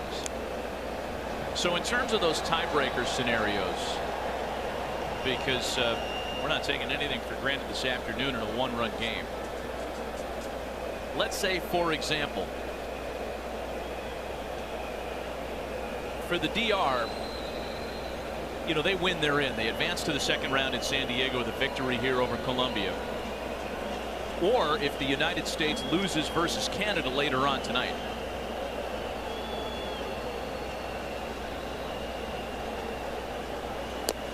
A called strike 3, and Rodriguez knew it.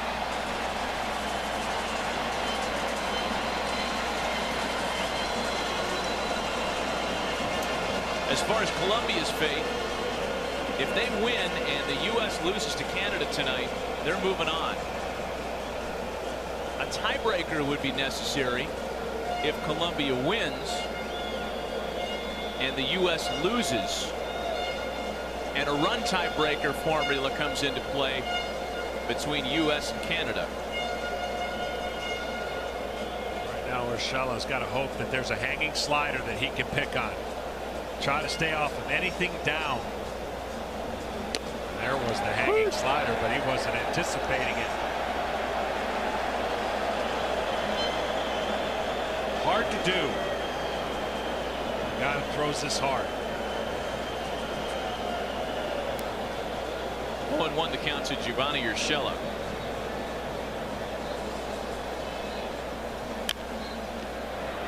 Sharply hit ground ball chance from Machado.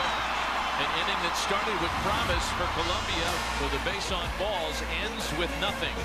Dylan Betances is clean in the 7th. We go to the 8th. Still a 1-run ball game in Miami.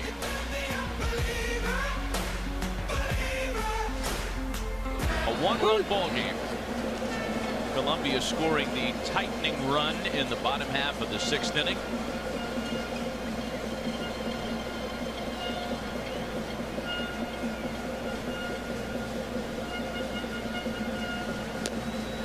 Check swing by Bautista, and on the appeal did not go around. It's 1-1. Jose's reached on an error today. He's also driven in a run with a sac fly. Each team scored in the 1st. The Dominican countered with 2 more in the 3rd. Colombia gets on the board for their 2nd run in the last of the 6th, and now Bautista's behind 1-2.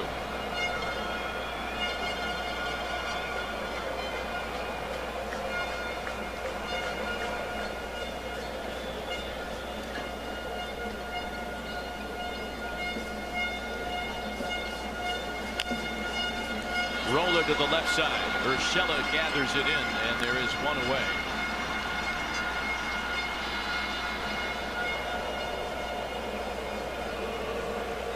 I tell you what, Bautista not too happy. He got quick pitched right here out of the stretch. First, Friario was blowing a bubble and eating that bubble, and then he comes stretch and then doesn't take the proper time, and right there actually got him in a position where he wasn't quite ready, and you could tell he was frustrated by that quick pitch. You bet.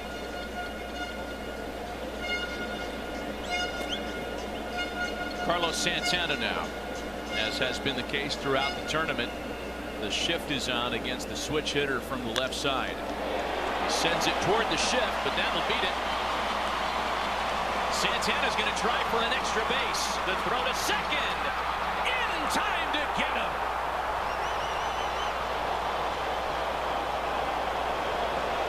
Don't tell these guys they don't belong.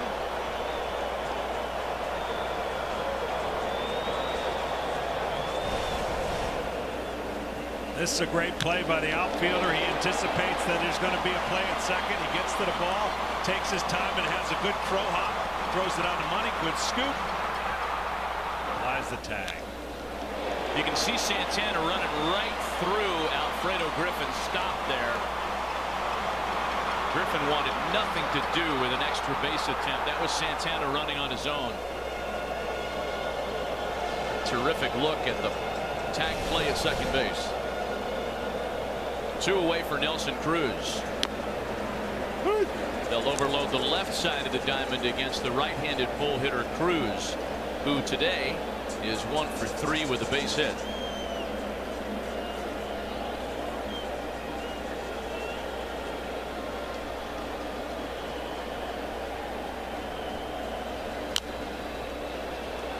Two. Another sellout here this afternoon. 36,952 official here at Marlins Park today. Treated to a good one. I don't know how many of these fan base thought it was going to be close. Hoping maybe for most of the Dominican Republic fans this will be an easy victory. Far from it.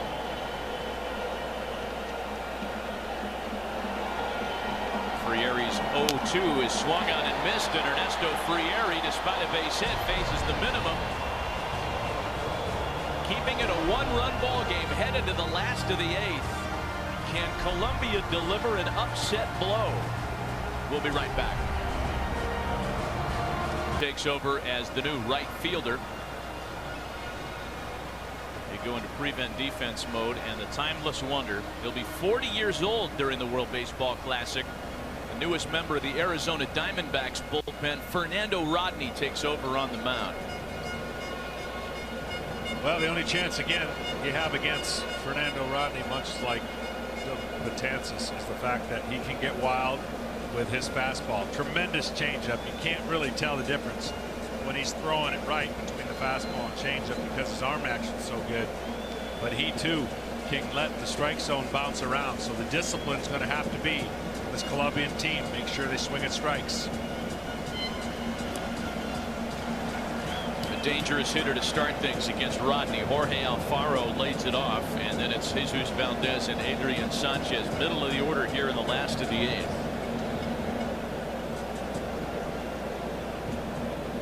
Fernando Rodney has thrown a total of 12 innings in the World Baseball Classic. He's competed in 2006 and then in 2013. He's not allowed to run in this event.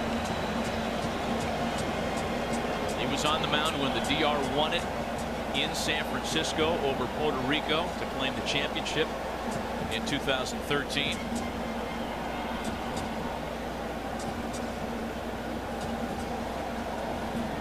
He's something of a folk hero on a team filled with folk heroes.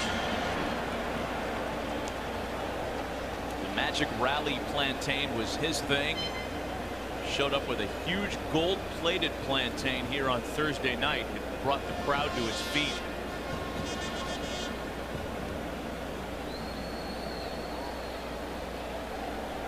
Two balls and a strike to Alfaro. Swing and a drive to left field. Bautista watches, and this one is tied. Santa Maria.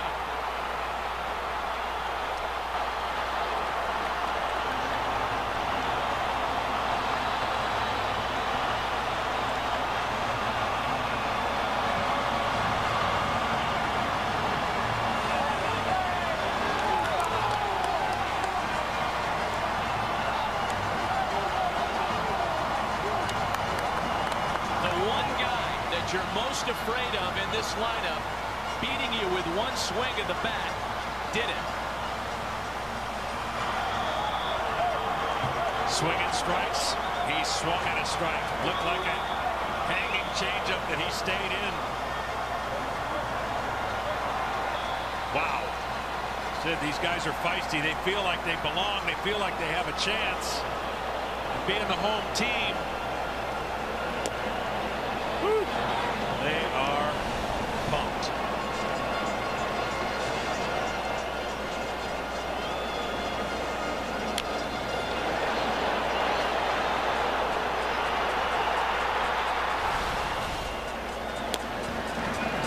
Oh, and 2 the count to Jesus Valdez.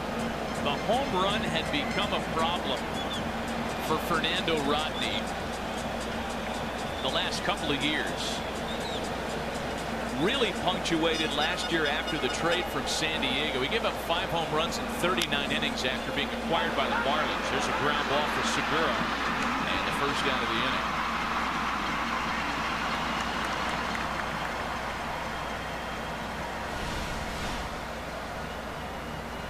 Colombia's reaction to the home run, making fun of the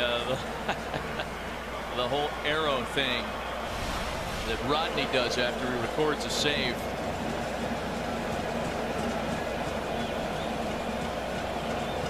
Mentioned earlier, Fernando Rodney had never allowed a run in World Baseball Classic play that covered over 12 innings.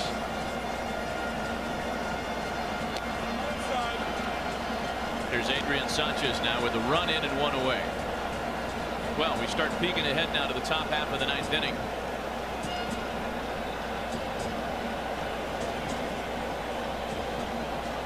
The Dominicans will have Gregory Polanco, Wellington Castillo, and Jonathan Villar at the bottom of their order. Technically, there's a foul ball.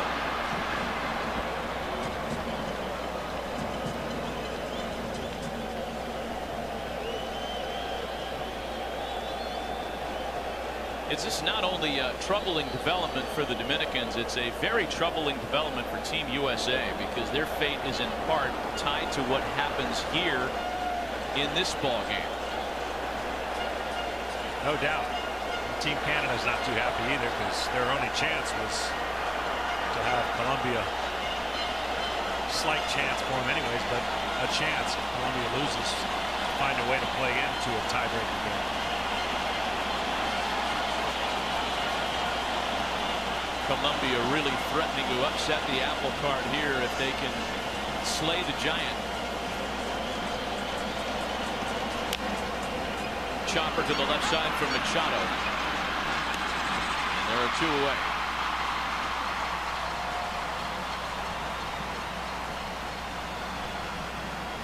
So let's try to give you some of the details here. These are the standings through 2 games. Top 2 teams advance. If the Dominican Republic wins this one, and they're getting a good fight, they move on. So they can control their own destiny here in their opener of this doubleheader. There's Mauricio Ramos now with 2 out. Colombia's fate isn't quite as clear. Colombia moves on if they can beat the Dominican Republic and the U.S. loses to Canada, or if Colombia wins, and then they would claim the tiebreaker in runs allowed over the U.S. That's even if the U.S. beats Canada.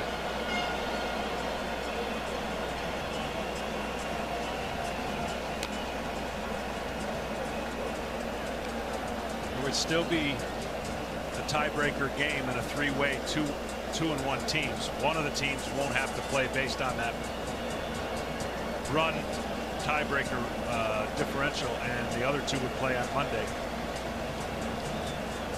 So in a strange way, if it works out, Colombia could actually get the pass to go on based on the amount of runs that they had given up between the U.S.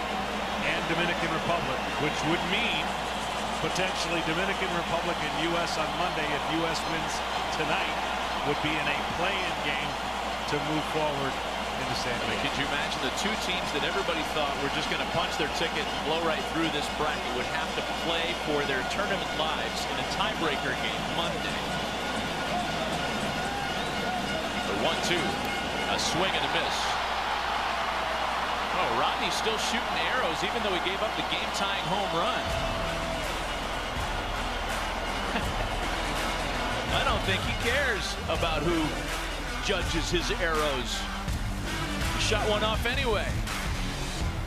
Colombia's tied it up as we head to the 9th. 3-ball game. Colombia goes back to the bullpen, a bullpen that's held up fabulously well so far today for Diane Diaz, who had great numbers last year as Reds property at AAA Louisville. He signed a minor league deal with the Astros just a couple of months ago. And he gets Gregory Polanco to send one foul up the first baseline. There are still so many scenarios alive as to what will happen in terms of moving on to San Diego. We knew this, that the easiest scenario for the Dominicans and for the U.S. was for the Dominican Republic to beat Colombia and the U.S. to beat Canada. But nothing ever goes the way it should in the World Baseball Classic. No, and I have grown an admiration for Team Colombia. Ever since they've gotten here, they have talked the talk and walked it, and they have embraced the underdog, right? They have felt like in each game, but let's face it, they had the USA team beat. And they lost in extra innings, then went ahead and beat Canada, and then playing a great game against the Dominican Republic. So this is not a fluke in what they believe and how this team has grown up together. A ball and 2 strikes to Polanco. Diaz, you get a little bit of Cueto in him. It reminds me when he throws his fastball on Cueto's type action. He loves his breaking pitches. Fastball's pretty straight, curveball, slider. And you saw the numbers at Louisville. Very successful campaign. And we're very interested to see how this game plays out here in the 9th inning tie game. This is like a dream come true for the young manager and the young team that has earned their way through qualifying to get to this WBC. Ball and 2 strikes. The count's of Polanco. Chopper for the second baseman Sanchez, and 1 away.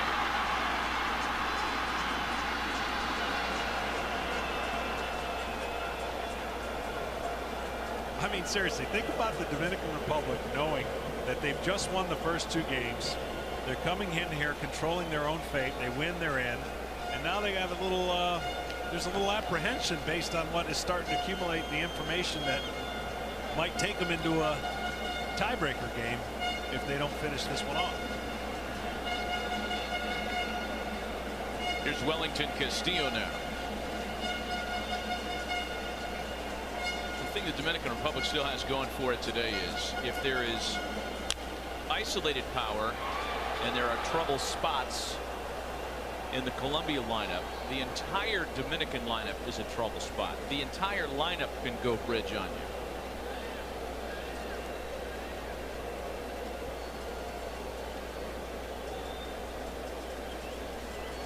We talked earlier this morning about Japan's win over the Netherlands. They got to the 11th inning, which therefore starts a first and second nobody out scenario. Japan was the top half of the inning. They bunted, scored 2 runs, and of course the Netherlands could not, in that equal opportunity, tie the game up in the bottom half. High fly ball lifted into shallow right. Efren Contreras is the new right fielder who calls off Sanchez to make the catch.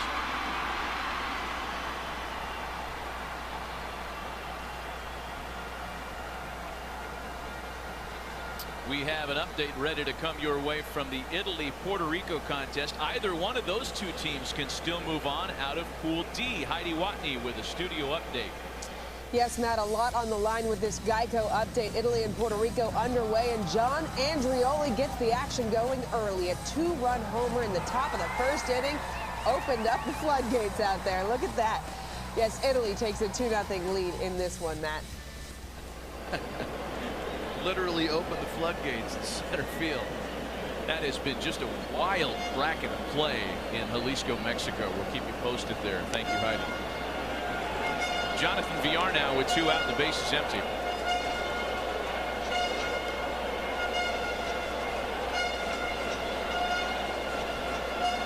In Colombia's win over Canada yesterday, the Solano brothers were the heroes. Jonathan and Donovan, and both of them will hit in the bottom of the 9th inning today.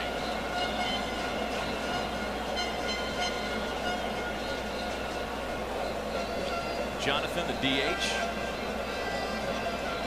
He'll lead off, and Donovan bats 3rd in the bottom of the 9th.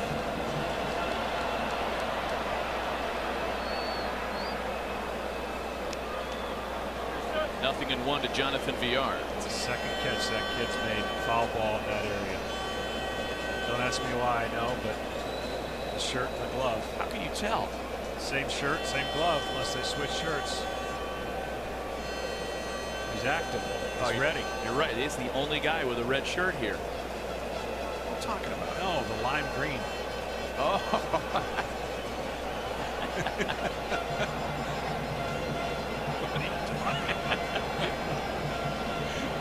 1-1 the count to Jonathan Villar.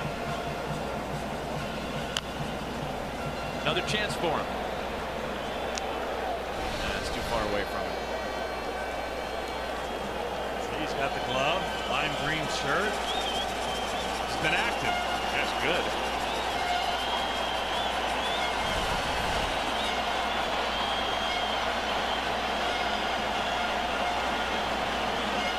Colombia looking for another strike for a chance to walk off the Dominican Republic in the bottom of the inning. And they'll have that chance. Dayan Diaz gets the DR 1-2-3. 3-3 headed to the bottom of the 9th. Colombia is 1 run away in walk-off fashion from delivering one of the biggest upsets in World Baseball Classic history. Hansel Robles takes over on the mound.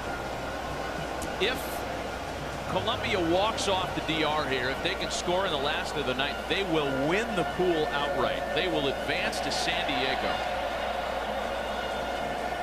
That would leave the Dominican Republic, the U.S. and Canada vying for that final slot to advance.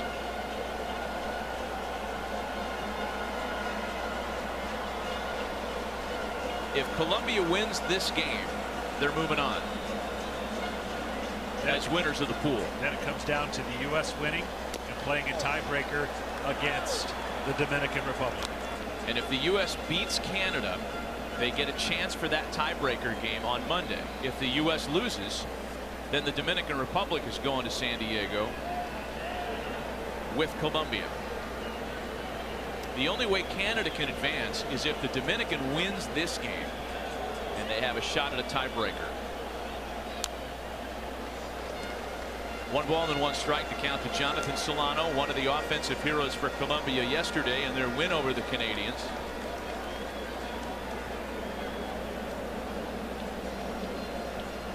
I mean, we're not talking about just one single game as an upset. We're talking about the opportunity Colombia has to upset the Dominican Republic and win the pool. I would totally echo what you're saying. The greatest upset in the World Baseball Classic to this point. It's a ball and 2 strikes to Jonathan Solano.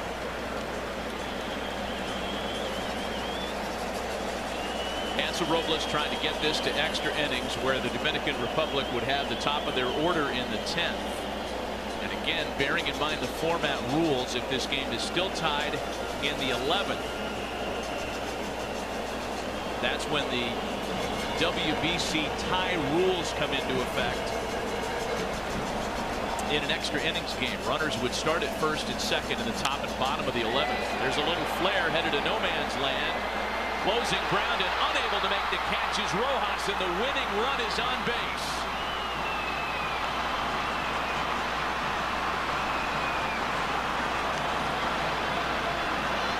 Mel Rojas Jr. was put out there as a defensive replacement for Nelly Cruz, but couldn't finish with the catch there. And now Colombia will pinch run for Solano.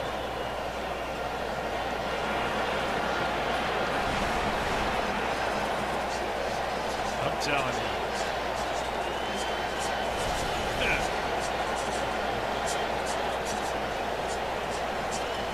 This has got that bench. I mean, they know that they can seize the moment right here. Their manager has been talking to them in between innings, telling them about this moment right here and what it means to keep playing in this tournament.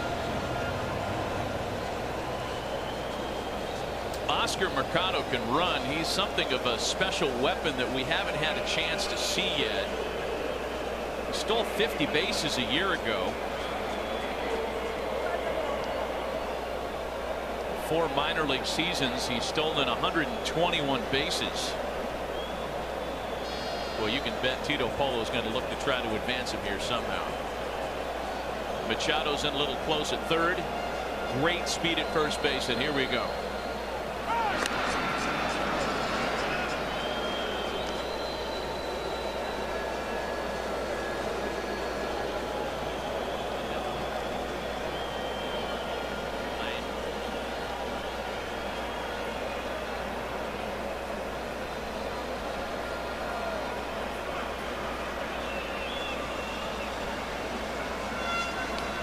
And that hits him.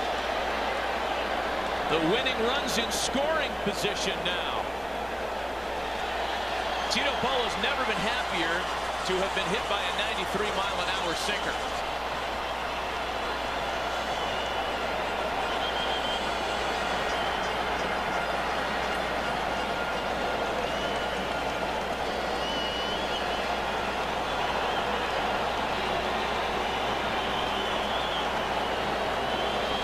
Sure the Colombian fans realize what's at stake here. They know they're on the verge of upsetting the biggest favorite in the tournament. They're also on the verge of winning the pool, and that's where this game becomes a little bit different from the upset victory the Kingdom of the Netherlands scored over the Dominican Republic in 2009. They were trying to check and see if he had before he got hit. Maybe made an attempt to bunt at that baseball. But no, sir.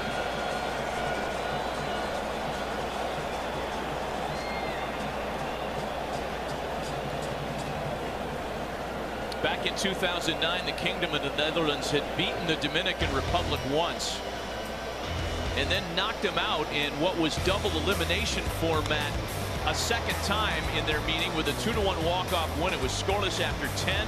The Dutch entered the bottom of the 10th, trailing 1-0, capitalized on an error and pulled off a huge upset, the biggest at the time in tournament history. This one, might we add, would be a little bit bigger because it would mean Colombia advances to San Diego.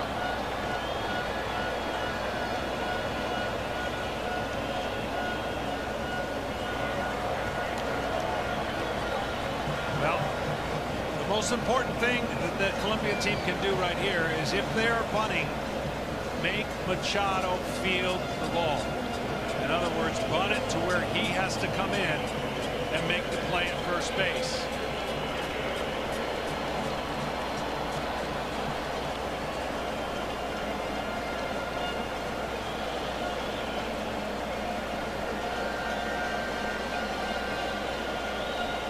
Donovan Solano, the batter. Winning run at second, nobody out. It's almost as though the extra innings format for the 11th inning has begun. Exactly. You know, first and second, nobody out. Only there will be no such chance for the other side if a run crosses here.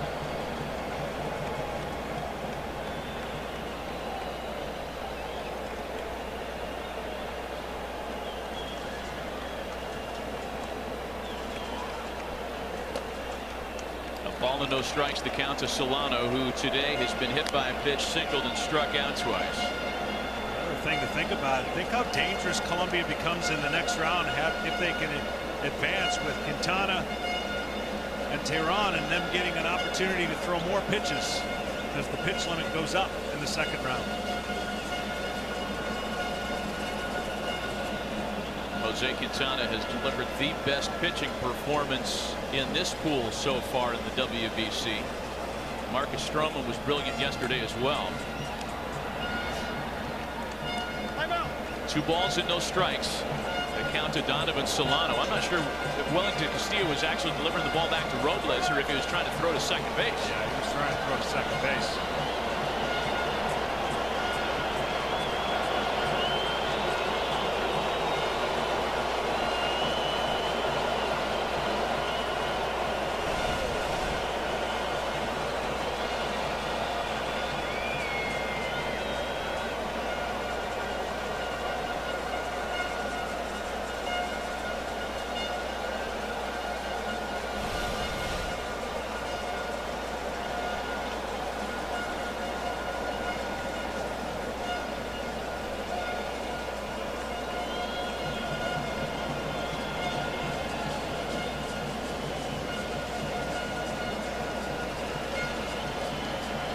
Corners in, 2 balls and no strikes. Bunt attempt misses, and it's 2-1. Well, that time they had the wheel play on, where the shortstop's going to come behind Machado, anticipating a bunt to Manny Machado, and therefore getting the lead runner at third. So the first 2, they tried to pick off plays to entice it. This time, that's the wheel play. Combat that, you pull back and slash to an open shortstop. Bunting foul. It's now 2 balls and 2 strikes to Donovan Solano.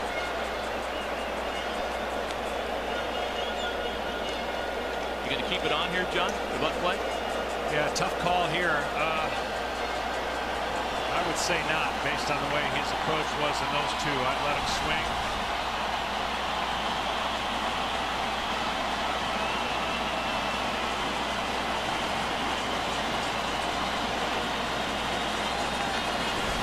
Right-handed hitters got to Hansel Robles last year at a .281 batting average. 2 balls and 2 strikes to the right-handed hitting Donovan Solano.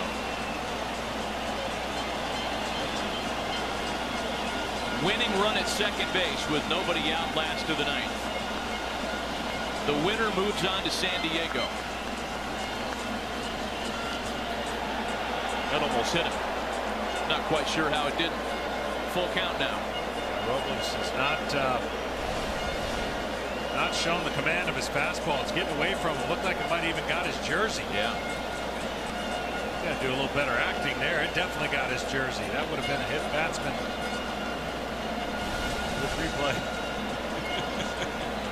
Again, we've said that a lot. It would have been different with a replay.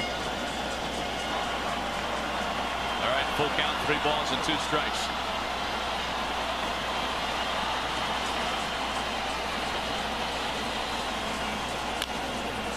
On the ground is Segura to second for 1. Villar's relay is high. Solano safe at first. Runners at the corners with 1 gone. Columbia in a situation now where a fly ball wins the pool. Well, you never advocate sliding in head first, but in this case, he slides in head first, and the throw's high, so you can't tag him. So he's just trying whatever he can to get to first base to beat the tag, but the throw was high, and therefore sliding in actually worked out.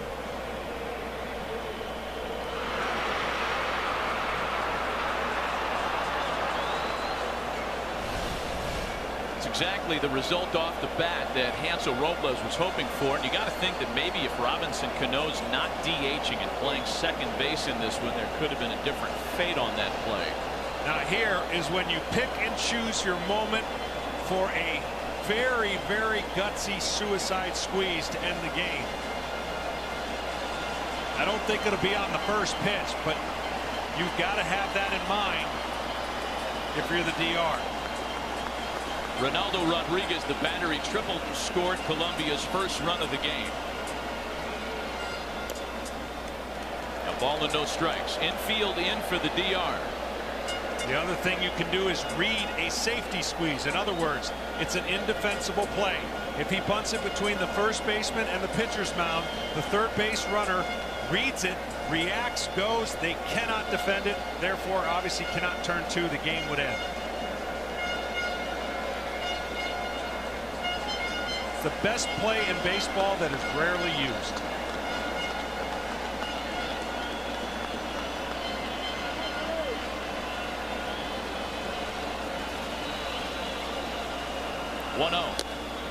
A ball and a strike now to Ronaldo Rodriguez. Again, the pinch runner at third base, Mercado, has the best speed on the roster. Some of the best speed in the tournament. That's Solano at first. And that's the important guy, Mercado, 90 feet away from winning the pool for upstart Columbia. See, I wouldn't even be holding the runner on at first. I'd have my first baseman in just for the protection of that play. Give him second base. The infield's in anyways. A ball and 2 strikes now. Giovanni Urshela waits on deck.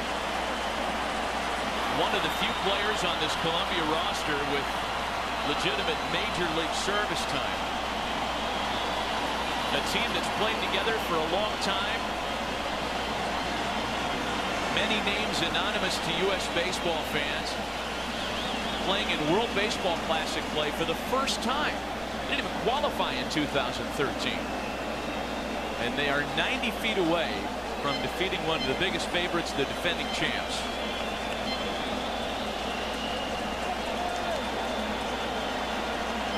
One ball and 2 strikes to Ronaldo Rodriguez.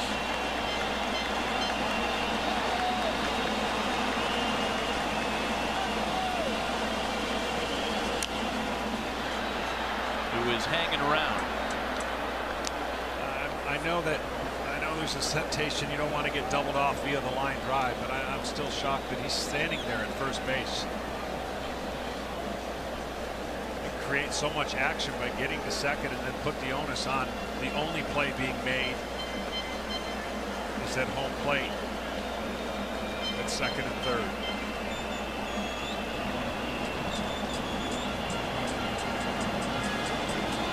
Jerry is familiar as the closer. He'd love an opportunity to try to keep the game tied in the top of the 10th inning.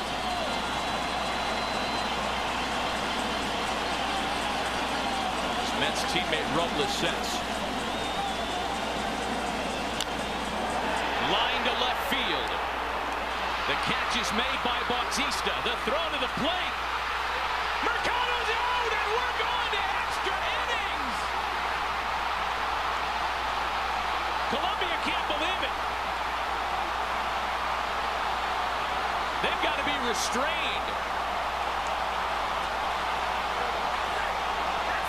Oh my goodness. Edgar Renteria is hot. Jose Bautista throws out Mercado to send this to the 10th, and they're going to blow the roof off this place. Wow!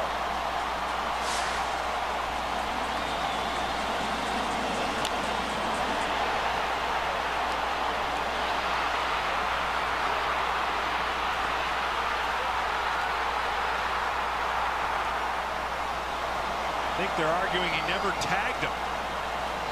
But maybe caught it on the foot right there with the glove. Yeah. The throw took him up the line. There's the throw. He comes to get it. Wow. I think they got it right.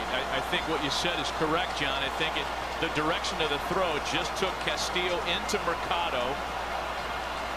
And there's the tag.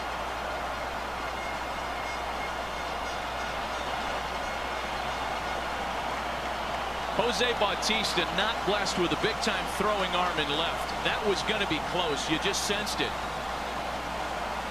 A great play by Wellington Castillo to somehow hang on to that ball. And the Dominican Republic has survived a wild bottom of the 9th to go to extra innings.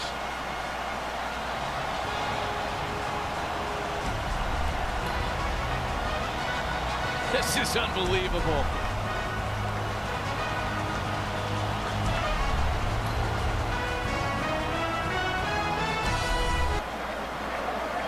We're back at a wild scene at Marlins Park. There have been some ejections. We are to assume that Ronaldo Rodriguez, who you just saw, has been run from the game. He left the field and whizzed the glove and hat into the bench as though he's been told to get out of here. So Ronaldo Rodriguez for sure. See the kind of inadvertent contact he made with the home plate umpire, and then Tito Polo as well, who's in on this, and there's Polo being ejected too. So two starters, two important players for Team Colombia have been ejected as a result of this controversial call. It's so difficult to see if it really tagged the runner. Nonetheless, it was an incredible play at home plate. He makes a short hop, he secures the ball, and it's difficult to tell. There's no contact yet, no contact yet. He does it with his right hand, but does his glove hand make contact? Nonetheless, we are in the 10th inning. My goodness.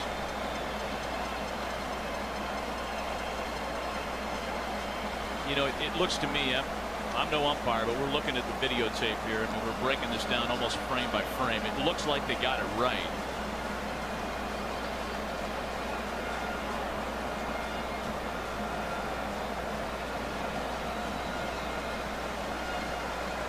All right, so we do have a lot of changes to set for you after order is restored, and now they're going to let Tony Pena know exactly what happened and who's where.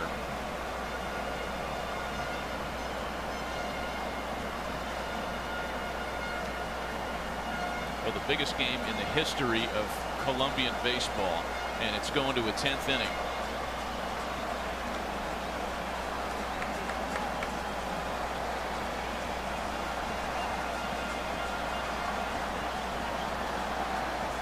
Well, you said Bautista not known for a strong arm, but it certainly was accurate at the right time. He comes in, the pinch runner had come back, a tag, and bang bang. So here are the changes. Oscar Mercado, the speedy pinch runner last half inning, will take over in right.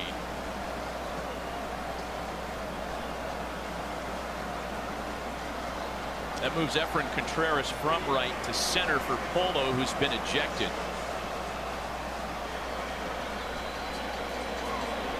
Adrian Sanchez will take over at first base. Sanchez had been at second. And that means we have a new second baseman into the game.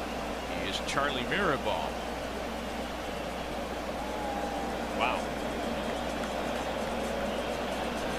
I mean, making it even tougher for the Colombians, the fact that they've got two starters gone now. Tyron Guerrero takes over on the mound. Well, he can sling it over the top. A little bit of the lanky variety sometimes has a hard time coordinating that body and fastball. Oh, Gene Segura. Like that. When he gets down in the zone, he is very difficult to hit.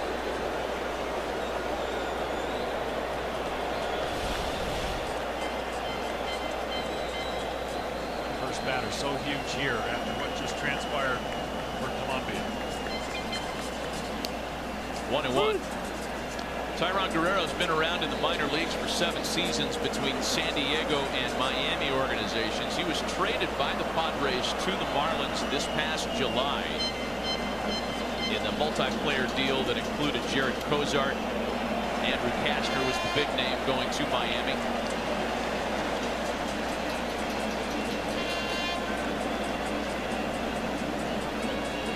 Two balls and a strike to count to Segura.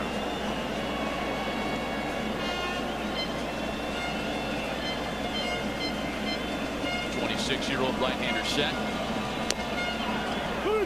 Lively knee-high fastball. 2-2. Segura, Machado, and Cano, top of the order here in the Dominican 10th. Again, if this game stays tied through 10, the extra innings rules apply starting in the 11th. Runners at first and second to begin the top and bottom of the innings. And a wave and a miss by Segura, one away.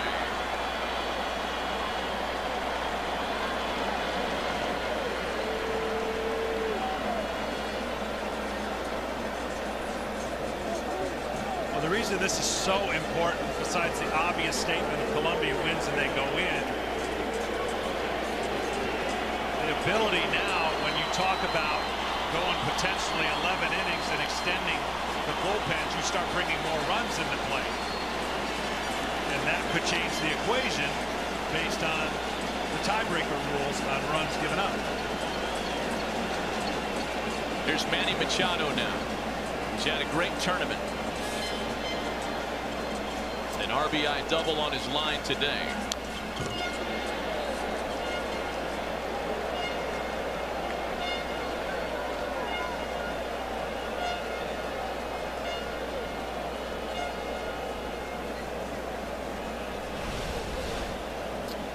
Tito Polo, after learning he was ejected, could barely contain his emotion. He's upset. Biggest game that he and his country have ever played in. Machado with a shot out to the opposite field. Mercado is there, and he makes the catch for out number 2.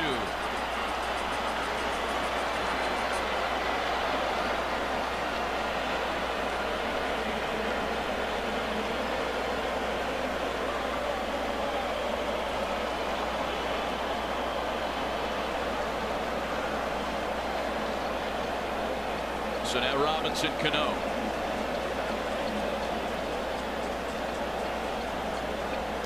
Cano's swing, Guerrero's power. Advantage Cano. Quiet today, 0-for-3 with a walk.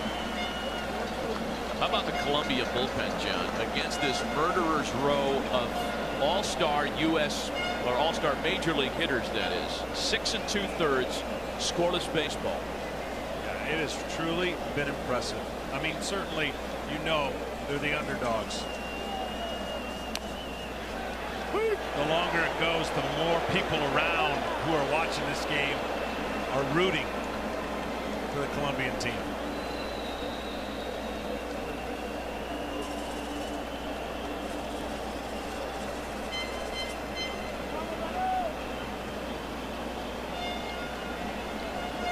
a strike.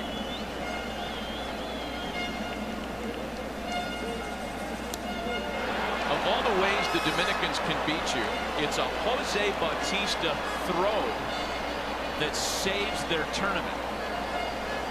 I mean, that might be the most unlikeliest of scenarios. You know, Bautista is going to beat you with his bat.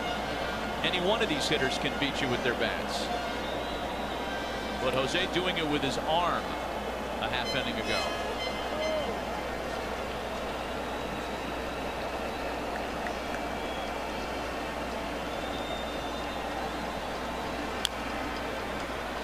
Still the ball in the 2 strikes to Robinson Cano. It's worth taking another look at the throw.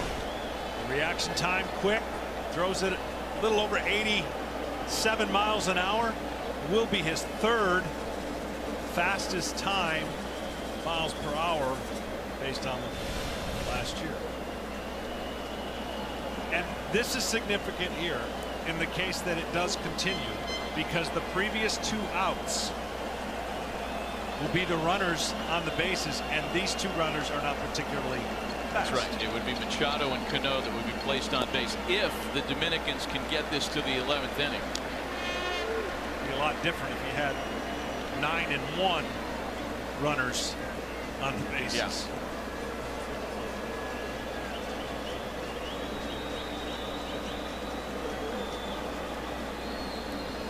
Colombia has their pop due up in the bottom of the 10th. Urshela, Alfaro, and Contreras. Remember, it was Alfaro's solo home run in the 8th that tied it in 3. The 2-2 from Guerrero. Tony talked about this team's focus on what their job is at hand. I'm not saying they weren't focused coming into this game, but the subconsciousness of last night and then turning around and playing a shorter game, the feeling of Colombia, well, I think we got this, might have just been a byproduct of the Dominican team. Well, I guarantee you that everybody on Team USA and Team Canada is watching this one right now. Their fates are directly tied to what happens in this over. A full count to Robinson Cano. Ball 4.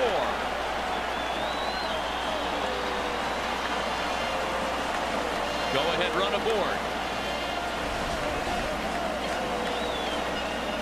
Close but outside. And now the outfielders are going to have to play in no doubles deep. Cano with decent speed, not lightning, but decent speed. He's directing the outfielders right now how to shorten that field and shorten the opportunity for doubles.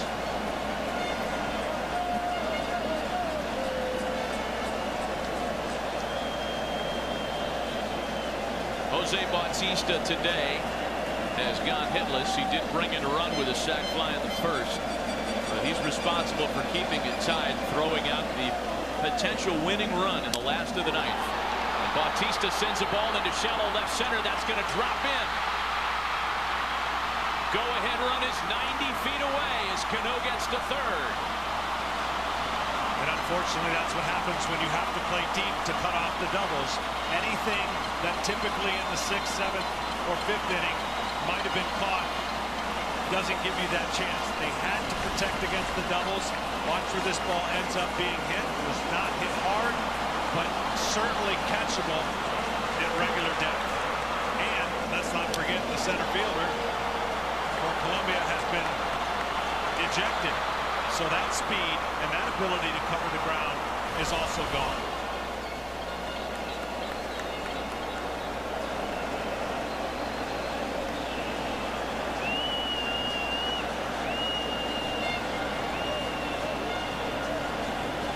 Carlos Santana's the assignment.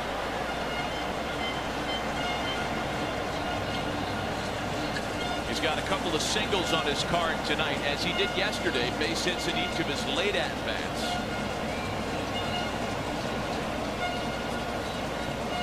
Part of that conversation had to be paying attention to who's at the plate, but also reminding him, if the count doesn't go the way you want, we have a base open. Mel Rojas Jr. is on deck.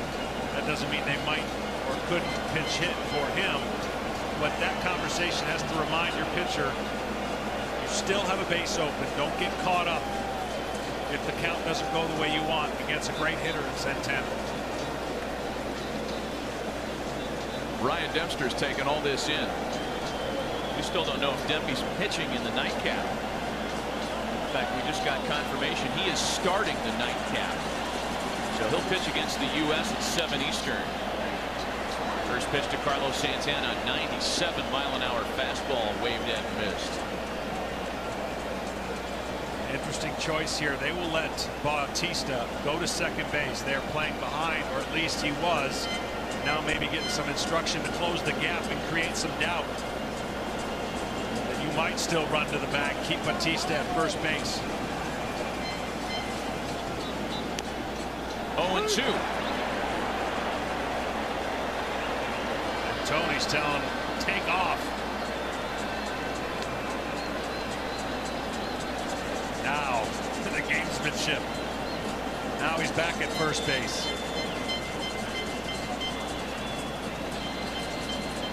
I mean, the DR still has a big-time bench. Remember, Adrian Beltre's available. He was a non-starter in this one. They've got Starling Marte available, so if they want to play the game and get another chance here, use Beltre to bat for Rojas. Marte can go out there defensively. It all depends on Santana's ability to keep the inning alive.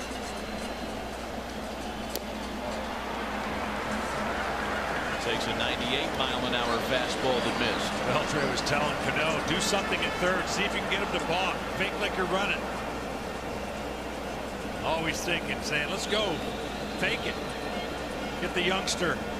See how far the third baseman's playing away from Cano.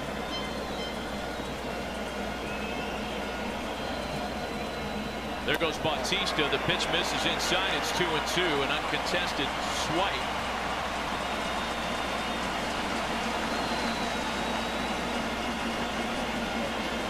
Alfaro wants to come out and visit with Guerrero. Ultimately, I know you think, well, now that's a base hit and there's 2 runs, but it gives them more territory to cover against the pull hitter Santana with the first baseman back. If there wasn't a runner on base, we've already seen with the shift, second baseman plays short right field. They can't do that now.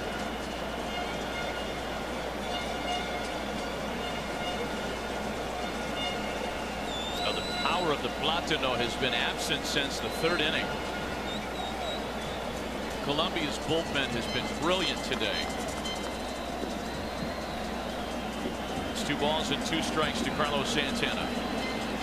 Go-ahead runs at second and third. A swing and a miss, and again Colombia will have a chance at a walk-off win.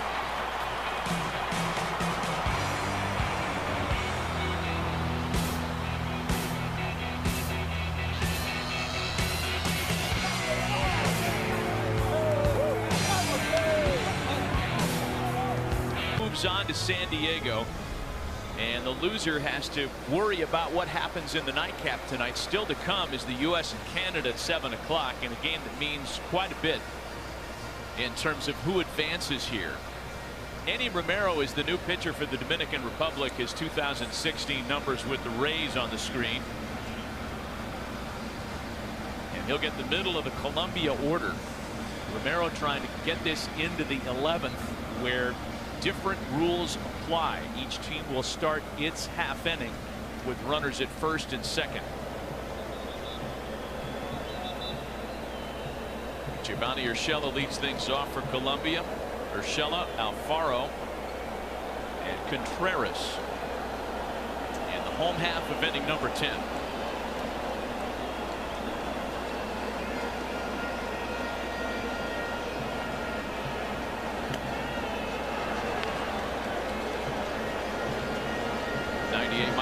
Fastball backs up Urshela, who today is 1 for 4 with an RBI single. Yeah, this is one of those fastballs that acts a little bit firmer than the actual reading.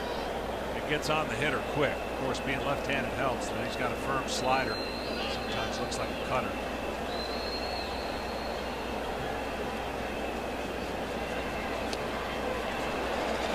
Once again, waving a miss, 1-1. Again, if Colombia can score a run here in the 10th, if they can beat the Dominicans, they win Pool C and they advance to San Diego.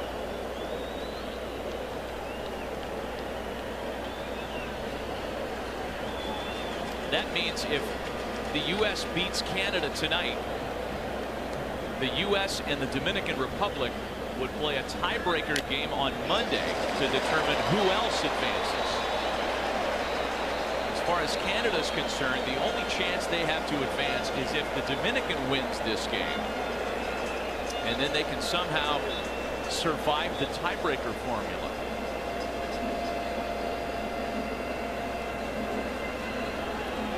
Ball and 2 strikes to Giovanni Urshela. Can I cloud it further? I wish you would. This game goes 13 innings and they both score 4 runs. It puts USA in the catbird seat based on the amount of runs that they've given up in case there is a 3-way tie. That's right. Runs allowed is in the tiebreaker formula. Not runs scored, runs allowed. So far, that's a formula that favors Colombia, but it won't matter if they can win this game.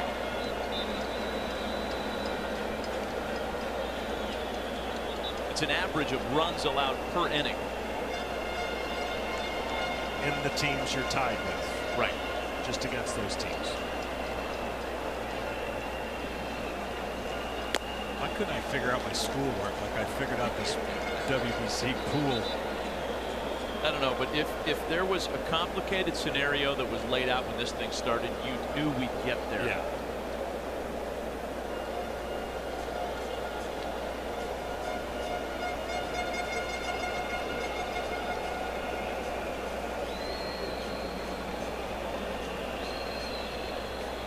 Romero's 2-2 pitch is fouled away. I'm just trying to figure out which golf courses are open on Monday here. You're thinking it's going to be tiebreaker game? We're staying.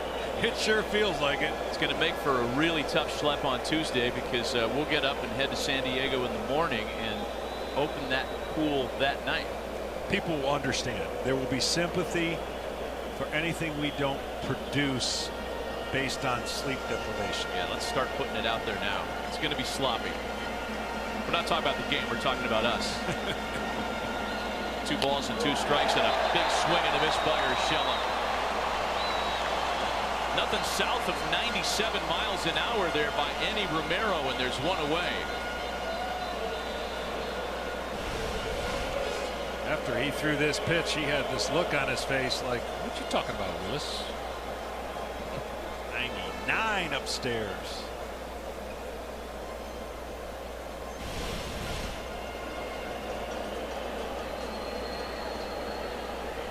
Well, here's the guy that got us into this predicament with a solo home run in the last of the 8th. Jorge Alfaro led off the 8th inning against Fernando Rodney and deposited a ball into the Clevelander in left that made it a 3-3 score.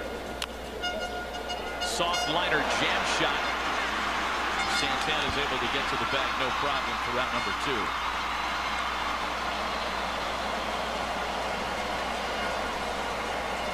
Again, the extra innings rules, and we've already seen it apply earlier today in the Japan-Netherlands game.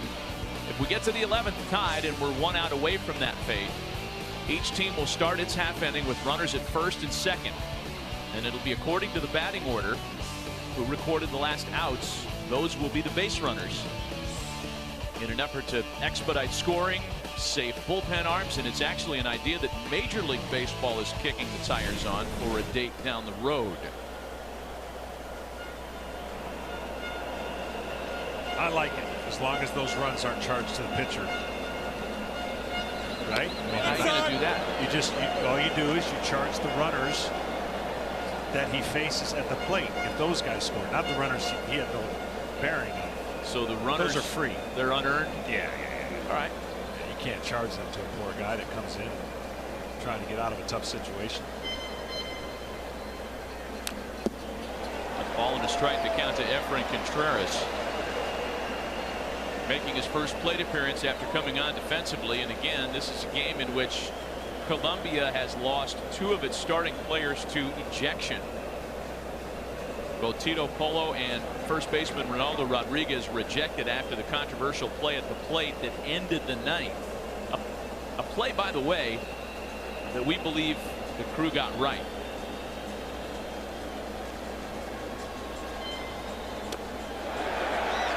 I'd even take it a step further. I would propose bases loaded, nobody out in the 11th inning. Then you've got strategy of, do you go for the double play? Do you try to take the runner out at home? You need a pitcher that can throw strikes. There's no wiggle room. Action. Kind of like the shootout in hockey. Once you get to a certain point. Couldn't agree more. I love it. And it was a lot of fun to watch in the Japan-Netherlands game. Japan executed, the Netherlands didn't, and Japan won that game 8-6. 2 balls and 2 strikes. There was another ejection, by the way, after the last of the ninth. A member of the coaching staff, Edgar Renteria, who's like a baseball hero in Colombia, a World Series hero here in the States, he was also ejected in the melee.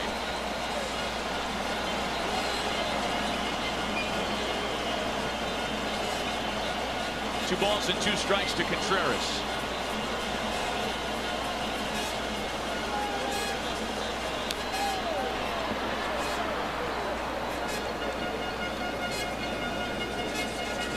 It'll be Rojas, Polanco, and Castillo scheduled for the Dominicans when we go to the top of the 11th, should we get there.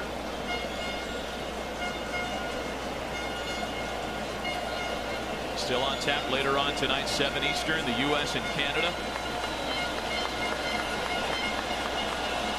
Game will mean nothing for Canada if Colombia wins this one. A called strike 3. Let the revised extra innings rules apply. We're going to the 11th with runners at first and second to start the inning. Still a 3-3 ball game. The DR, as will be the case with the Colombian lineup in the bottom of the inning. They'll start with runners at first and second. And that rule will stick around until we can award a winner every inning here on out. And because who's at the plate, we talked about the base runners, but this is one of the guys that could bunt for the Dominican Republic. They're known for their power, and I think the reason he's up there and not a pinch hitter is that it looks like that might be the play. Bunt, get him to second and third, create pressure, drive in some runs, take your chances with the bottom half protecting that lead. So it's Jose Bautista at second, Carlos Santana at first, Mel Rojas Jr. bunting foul. And you can see the Colombians had the wheel plate on, even with the left-handed batter at the plate. Again, you know, to combat that, when you see the shortstop taking off, you can slash right to that. You got back control, shorten up and slash to that vacated spot. Sometimes they'll fake that. The shortstop will go sprinting over, stop, slash right to him, double play.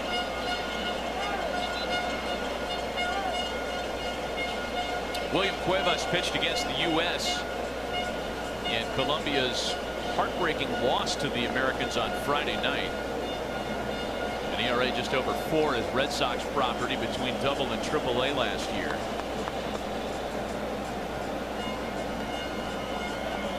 Mel Rojas Jr., the son of longtime Montreal Expo Mel Rojas, being called on to sacrifice those runners over on the first pitch. Boy, Tony Pena is super animated, popping in and out of the DR dugout and trying to communicate something to Jose Bautista.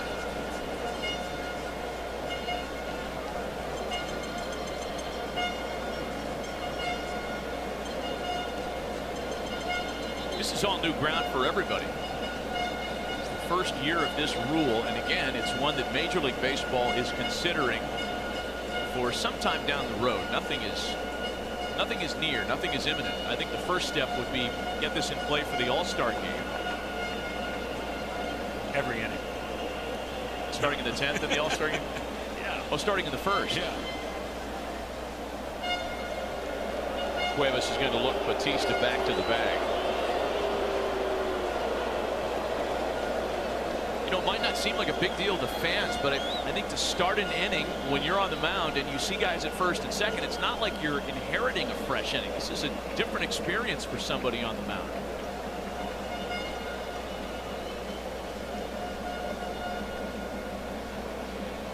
Oh, and 1 to count to Rojas. looking to sacrifice again and takes a ball.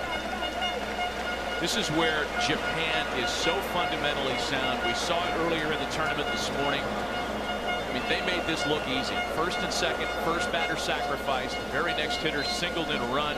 Second run followed. And they were able to beat the Kingdom of the Netherlands, who could not execute the same way. 2-1.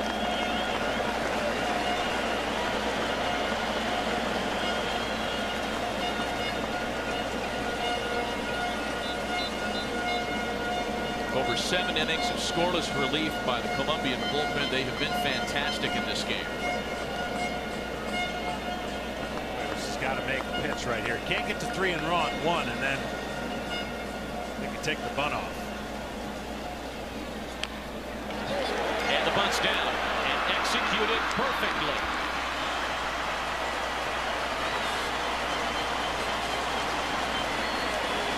Oh, the bunt.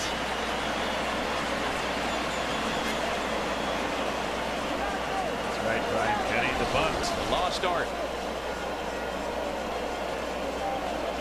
Perfectly executed, got it to the third base side.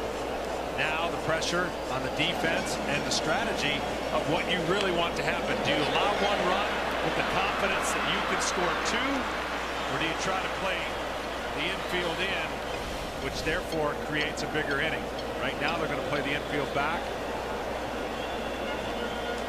and they're going to walk Polanco. See, my idea just gets to the inevitable. Base is loaded, but instead of 1 out, no outs. Well, here's something that you will not be seeing in Major League Baseball this year. No intentional walks. The intentional walk, as far as the execution. It's just it'll consist of simply telling the umpire we want to intentionally walk him. You won't go through the standard trappings of 4 wide ones. So the intentional walk to the left-handed hitter Polanco, who, by the way, is 4 for 8 in the Classic. It's going to load the bases for Wellington Castillo.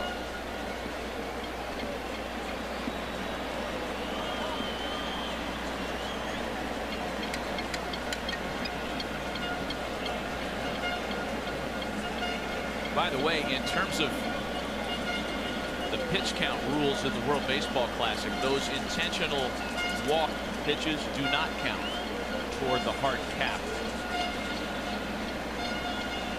So here's Castillo now, hitless so far in this one today. Yeah, they have the right man to double up for this dream little scenario to work out for Colombia and their hopes to move on. Somehow, some way, pitchers got to think about getting the ball down and somehow get a ground ball.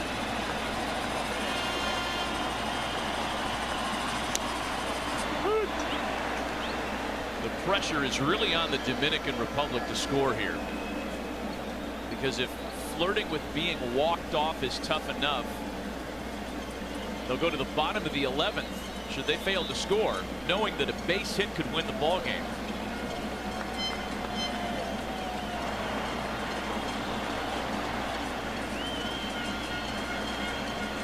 Jonathan Villar, the on deck hitter, and if it should go any deeper, it's Gene Segura back at the top of the order.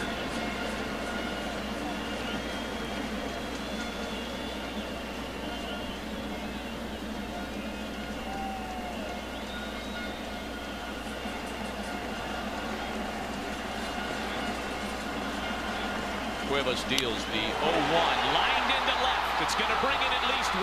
Here's Bautista. They're going to wave Santana around. The throw to the plate is dropped. 5-3 Dominican Republic.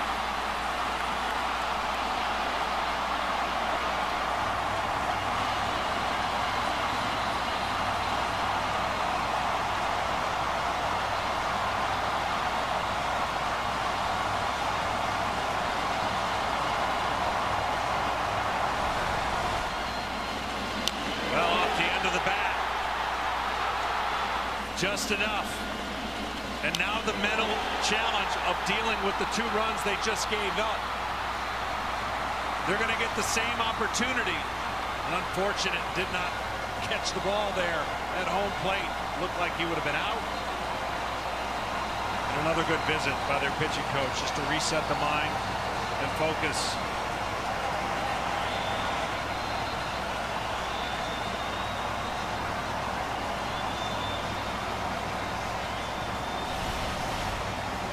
We've seen a lot of Walter Miranda coming out to try to coach up and calm down a young staff, and I think we could say this for each of the guys that have thrown for Columbia. Biggest game they've ever played in. First bullpen runs allowed by Columbia today. And again, the format having a lot to do with that. Jerry's familiar. The closer is up. They'll have a lead to protect. But again, as is the case here, bottom of the inning will start with runners at first and second. So the Dominicans are in add-on mode.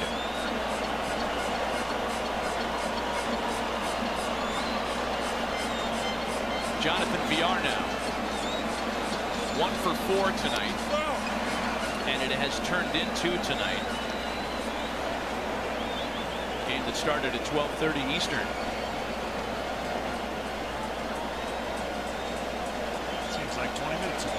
Still more baseball to come. 7 Eastern, the U.S. and Canada, and they're all watching this one. The whole Canadian team is in the right field corner watching through the fence. At least a lot of it. That's not them.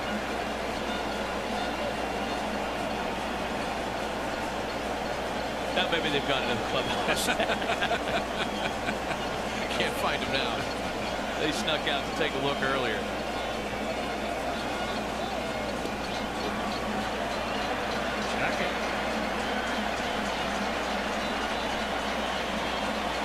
No swing on the appeal. It's 3 balls and no strikes to Jonathan Villar. Gene Segura waits on deck.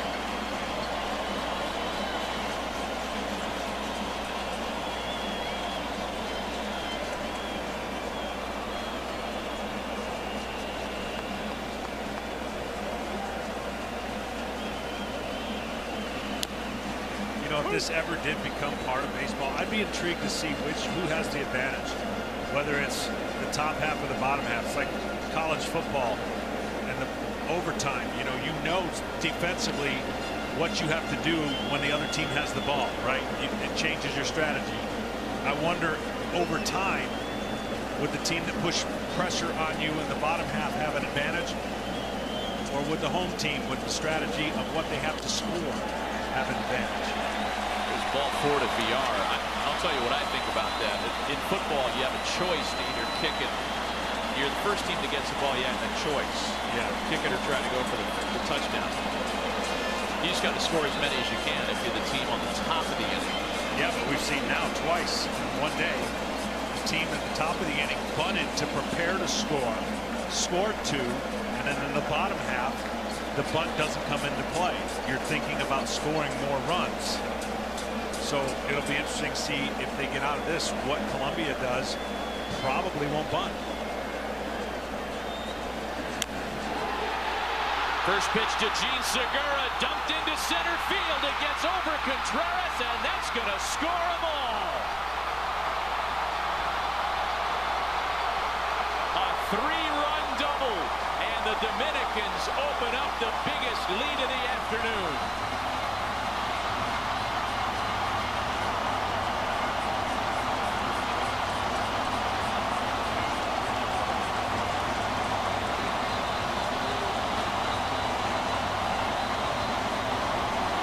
Well, Contreras had no choice but to play shallow in center. That ball got over him easily, and then it was off to the races.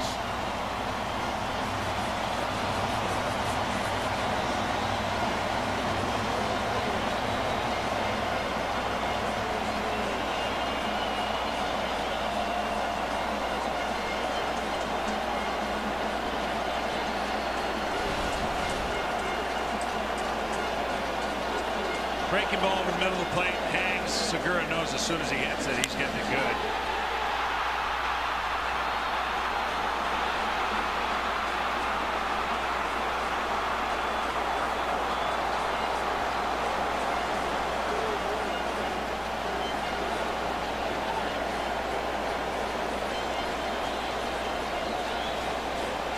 Well, Luis Ureta is going to go out and chat with Glenn Cuevas now. A 5-spot posted here in the top half of the 11th, and Colombia is going to make a move to the bullpen, it looks like.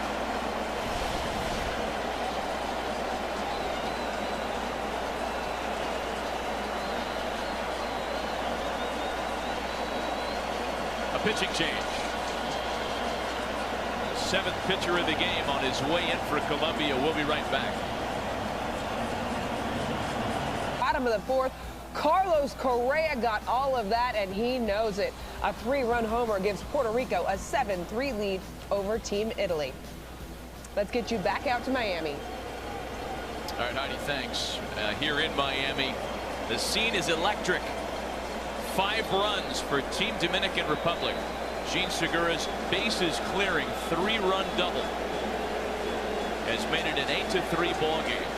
Sugar Ray Maramon is the new pitcher on the mound for Colombia as Manny Machado bats with an 0-1 count.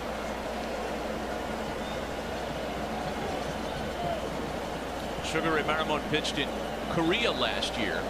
12 starts with the KT Wiz.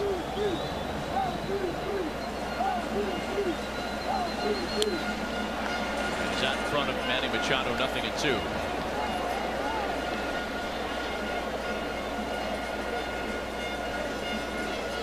The Dominican Republic scored 2 runs in the top of the 1st. Check that, 1 run in the top of the 1st. That was countered quickly. A run by Colombia in their half of the 1st inning. The DR got 2 more in the 3rd. Colombia chipped away for single runs in the 6th, the tying run in the 8th on the Alfaro home run, and then 5 here in the 11th. The format having something to do with that as Machado flies out for out number 2. Of course, in the bottom of the 9th inning, the reason we got to extra innings at all was because of the throw by Jose Bautista. And an incredible play by Castillo, the catcher, to not only hang on, secure the ball, make the tag, and then this ensued. Emotions running high, 3 ejections, 2 players and a coach. There's Robinson Cano now. Again, Colombia will bat in the bottom of the inning, and they'll have the same head start, if you will. Tournament rules will grant them a runner at 1st and 2nd to start their half of the 11th. And we should clarify something we talked about earlier, John. We mentioned how Major League Baseball was discussing that affectation for their format. And there's nothing in the works to do that. There was just conversation, I think, in the media. It was one of the ideas, I think, floated. Major League Baseball is not considering that. There is no plan for that to happen in the big leagues. Just a lot of speculation. Just to clarify.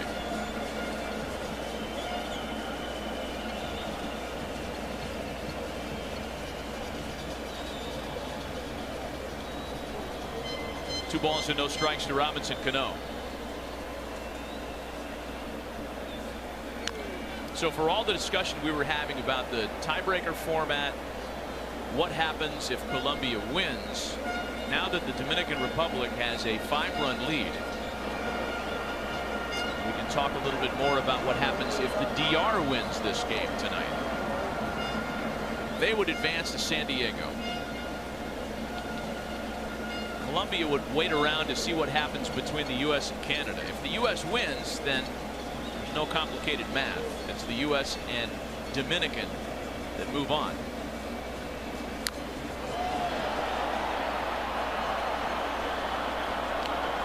Two balls and 2 strikes. Dominican wins this game. They play on Tuesday. Day off tomorrow flying. Day off on Wednesday. The Dominican winning also means Canada's still alive. So this night game has become a much more compelling affair, because it's going to mean something for both the U.S. and Canada if the Dominican Republic hangs on.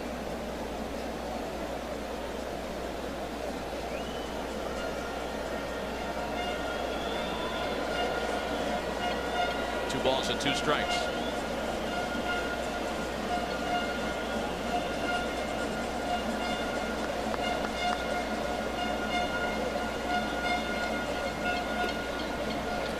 Canada would have to score a lot of runs.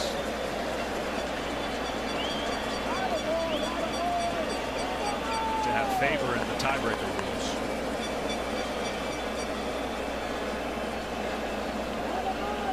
Yeah. Danny Duffy pitches for the Americans at 7 Eastern, and Ryan Dempster for Team Canada.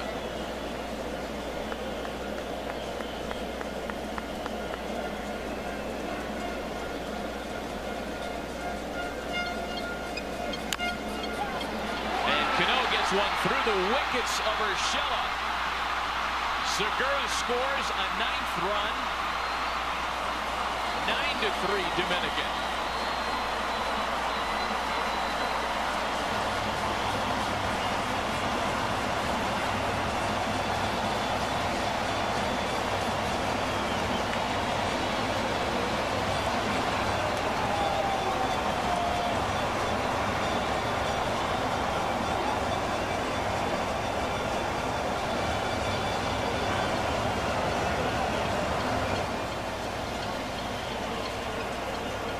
That's an error hung on Giovanni Urshela. No RBI on the play. The 6th run of the inning.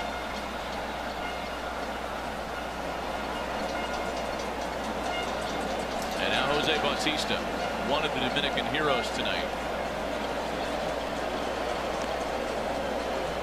So we've set a couple of the what if scenarios for you. If the Dominicans hang on and win, they go to San Diego. If the U.S. beats Canada tonight, they join them. What if Canada upends Team USA in the nightcap? Then there's a 3-way tie between Canada, the U.S., and Colombia. Of those 3 teams, the team that's allowed the most runs per inning is eliminated. And the other 2 would play a tiebreaker game on Monday. These runs that Colombia has given up do not factor in that 3-way tie. So Colombia would be in the best position. They would be locked in because they've given up the fewest amongst the 3 teams that are currently tied. It's so unusual because, you know, if Canada and the U.S. play a low-scoring game, then I mean, you're going to know exactly how many runs you need to avoid giving up. Yep. That's why the little dust-up that happened a few years ago was confusing because of those, you know, the fight that Canada got in based on the runs. There was a misunderstanding of how that played into the showmanship of what was actually happening. 2 balls and 2 strikes to Jose Bautista, and it's a full count now. Marmot having a hard time here in extra innings.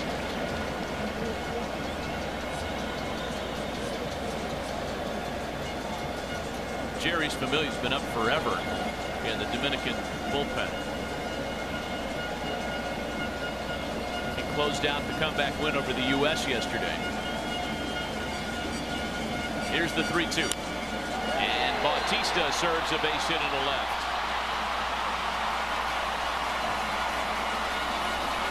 Cano to third. And the DR is threatening for even more here in the 11th.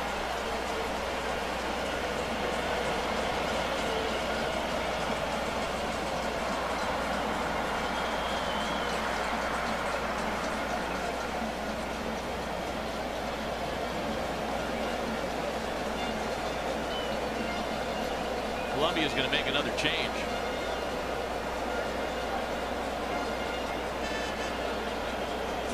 Third pitcher of the inning. The 9th of the game. Another pitching change, and we'll be right back.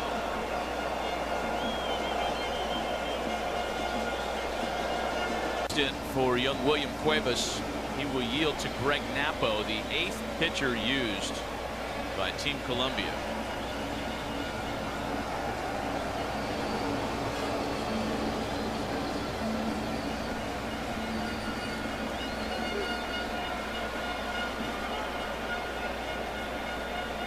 U.S. saw him on Friday. Faced a batter. Here he's just looking for the final out. It's proven troublesome. 6 runs in the top of the 11th for the DR. Carlos Santana, the batter, runners at the corners. Still on tap tonight, the U.S. and Canada. That one at 7 Eastern. It's getting a little closer than we thought it would. Santana lines it to left. That's going to drop in. Another run scores. 10-3 DR.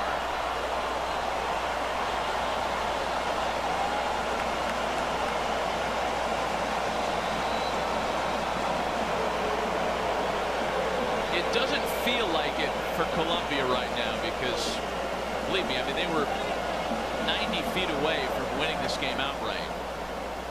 But even should they fail to come back, they have a tall order ahead of them. They're still mathematically alive if Canada can beat the U.S. in the nightcap. In fact, they'd be in really good shape because before this extra innings onslaught, their runs allowed equation was the best of the 3 teams that would be tied at 1 and 2. That is if Canada beats the U.S. If the U.S. wins, then Colombia is eliminated and the Americans and the Dominicans go to San Diego. And so does one Armenian in the broadcast booth, which will be nice. Line to shortstop for Solano, and that'll do it, wrapping up a 7-run top of the 11th. Well, Colombia's got 1 shot left, needing some real offensive firepower to come back. Press from Jalisco, Mexico. That's a 5-3 score in the 5th, right after we're done. A 7-3 score, that is. And then we'll be back here from Miami at 7 Eastern to bring you our nightcap, the U.S. and Mexico. So World Baseball Classic action all day and night long. Later on tonight, Mexico and Venezuela. 0-1 the count to Adrian Sanchez as Jerry's familiar with a big-time cushion. We'll look to close things out in the last of the 11th.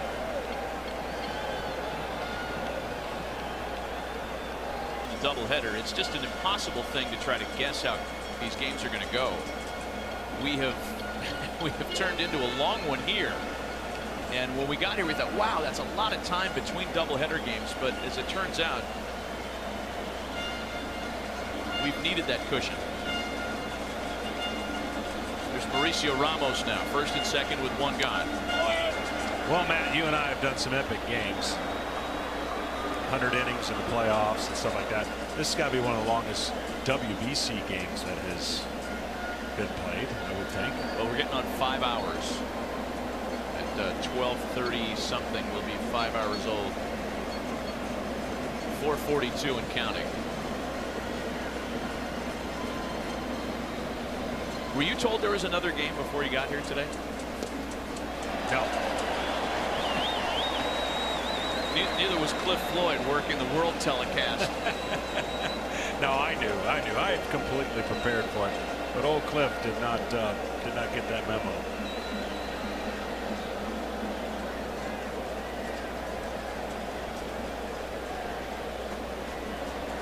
A ball and a strike to Mauricio Ramos.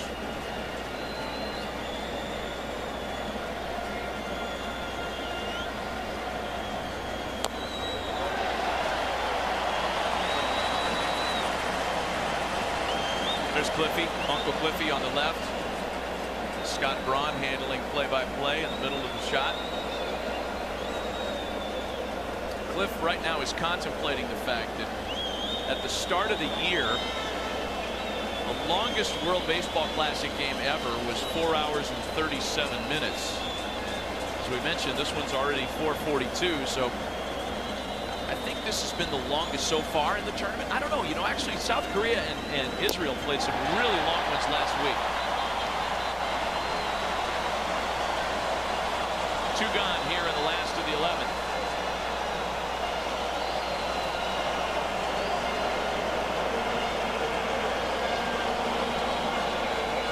Boy, for Colombia, it's just heartbreaking to think of how close they were to beating the U.S., right?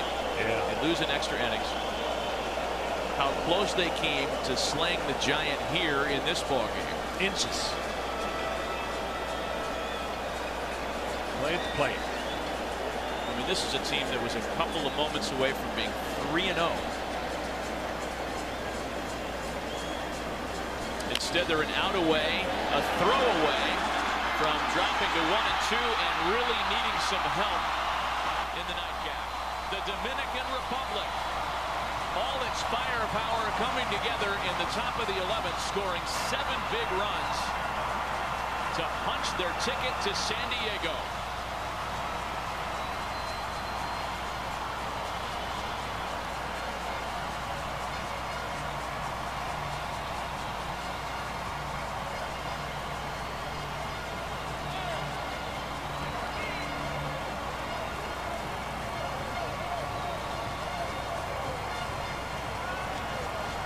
The second longest game in WBC history. Japan and the Netherlands went 2 minutes longer this morning. Man.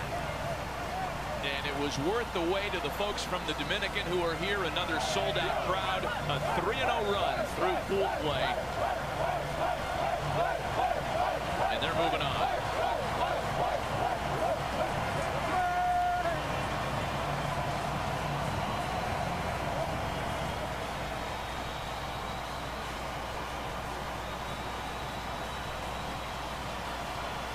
Time to award our Alfa Romeo Player of the Game, seeing his first WBC action ever starting today.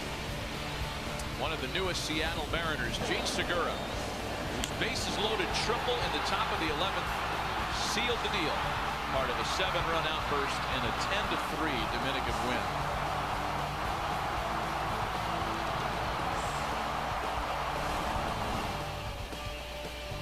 Part of a big day for him, 3 for 6 overall, and all the RBIs coming on that one mighty swing of the bat. Gene Segura, our Alfa Romeo Player of the Game.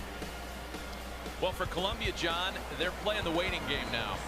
They are hoping beyond hope that Canada can upend the U.S. because if that happens, they're in really good shape on the tiebreaker math, having allowed the fewest runs to date prior to the extra innings onslaught today. Yeah, they're definitely playing on Monday. If Canada wins, it's just a matter of if Canada can pull off that upset, so they'll be watching. Let's check in with JP, who's standing by with Wellington Castillo. Thank you, Matt. Wellington, you caught every inning of this weekend, every inning of this classic game today. How do you feel right now? Honestly, I feel really good right now. You know what I'm saying? The pain or soreness or kindnesses, I don't feel it right now because we've been living a really good moment, great moment, a great time. Yesterday, the game, and today is an unbelievable game. So right now, my mind and my body feel really good because the way that we've been playing. 2 huge plays I have to ask you about. First, the throw by Bautista and your block and your tag. Take me through what you saw on that play. You know what? That's just a play, do or die. You know, you got to go with everything because if you don't catch the ball, you're going to be safe and we will lose in the game. So, you know, the throw take me to the line, down the line. So I just got to make sure about to catch the ball and hold it the harder I can. So that's what I did. 11th inning, you're at the plate. You break the game open. Take me through that inning as you watch it unfold, the very unique extra innings tiebreaker here in the WBC. I know they're not going to pitch to Polanco, so I was prepared mentally. And I just tell to myself, don't try to do too much. Just get a good pitch and just put the ball in play to the middle. So he gave me a pitch to hit, so I was lucky enough, and God helped me to put the ball in play and give my team a lead to win. Last one for you. As you get back into that clubhouse, how much respect did Team Colombia earn here this afternoon? A lot. You know, they played really well. This is a team that play with hungry, with a heart. So you know they deserve a lot of respect for us and everybody. They've been playing really good. Gracias, Welly. Thank you so much. Thank you. Matt, back to you. JP, thanks. Yeah, it's really not much of a consolation for Colombia to hear that they played well, although they certainly appreciate the kind words. They were that close to going 3-0 in this thing, John, and winning the pool. They win this game in regulation, and they had chances to walk it off. They're pool champions. It's unbelievable to think that when we started this, everybody talked about was DR and US. I think coming away, regardless of what happens to Colombia, a lot of people are going to be talking about Colombia and what they did. I would agree. It's the Dominican Republic that wins it. They head to San Diego, and we'll be back here at 7 Eastern to figure out who joins them as the U.S. takes on Canada. For now, we're sending you to Jalisco, Mexico. Pool D action underway. We'll be back here at 7 Eastern.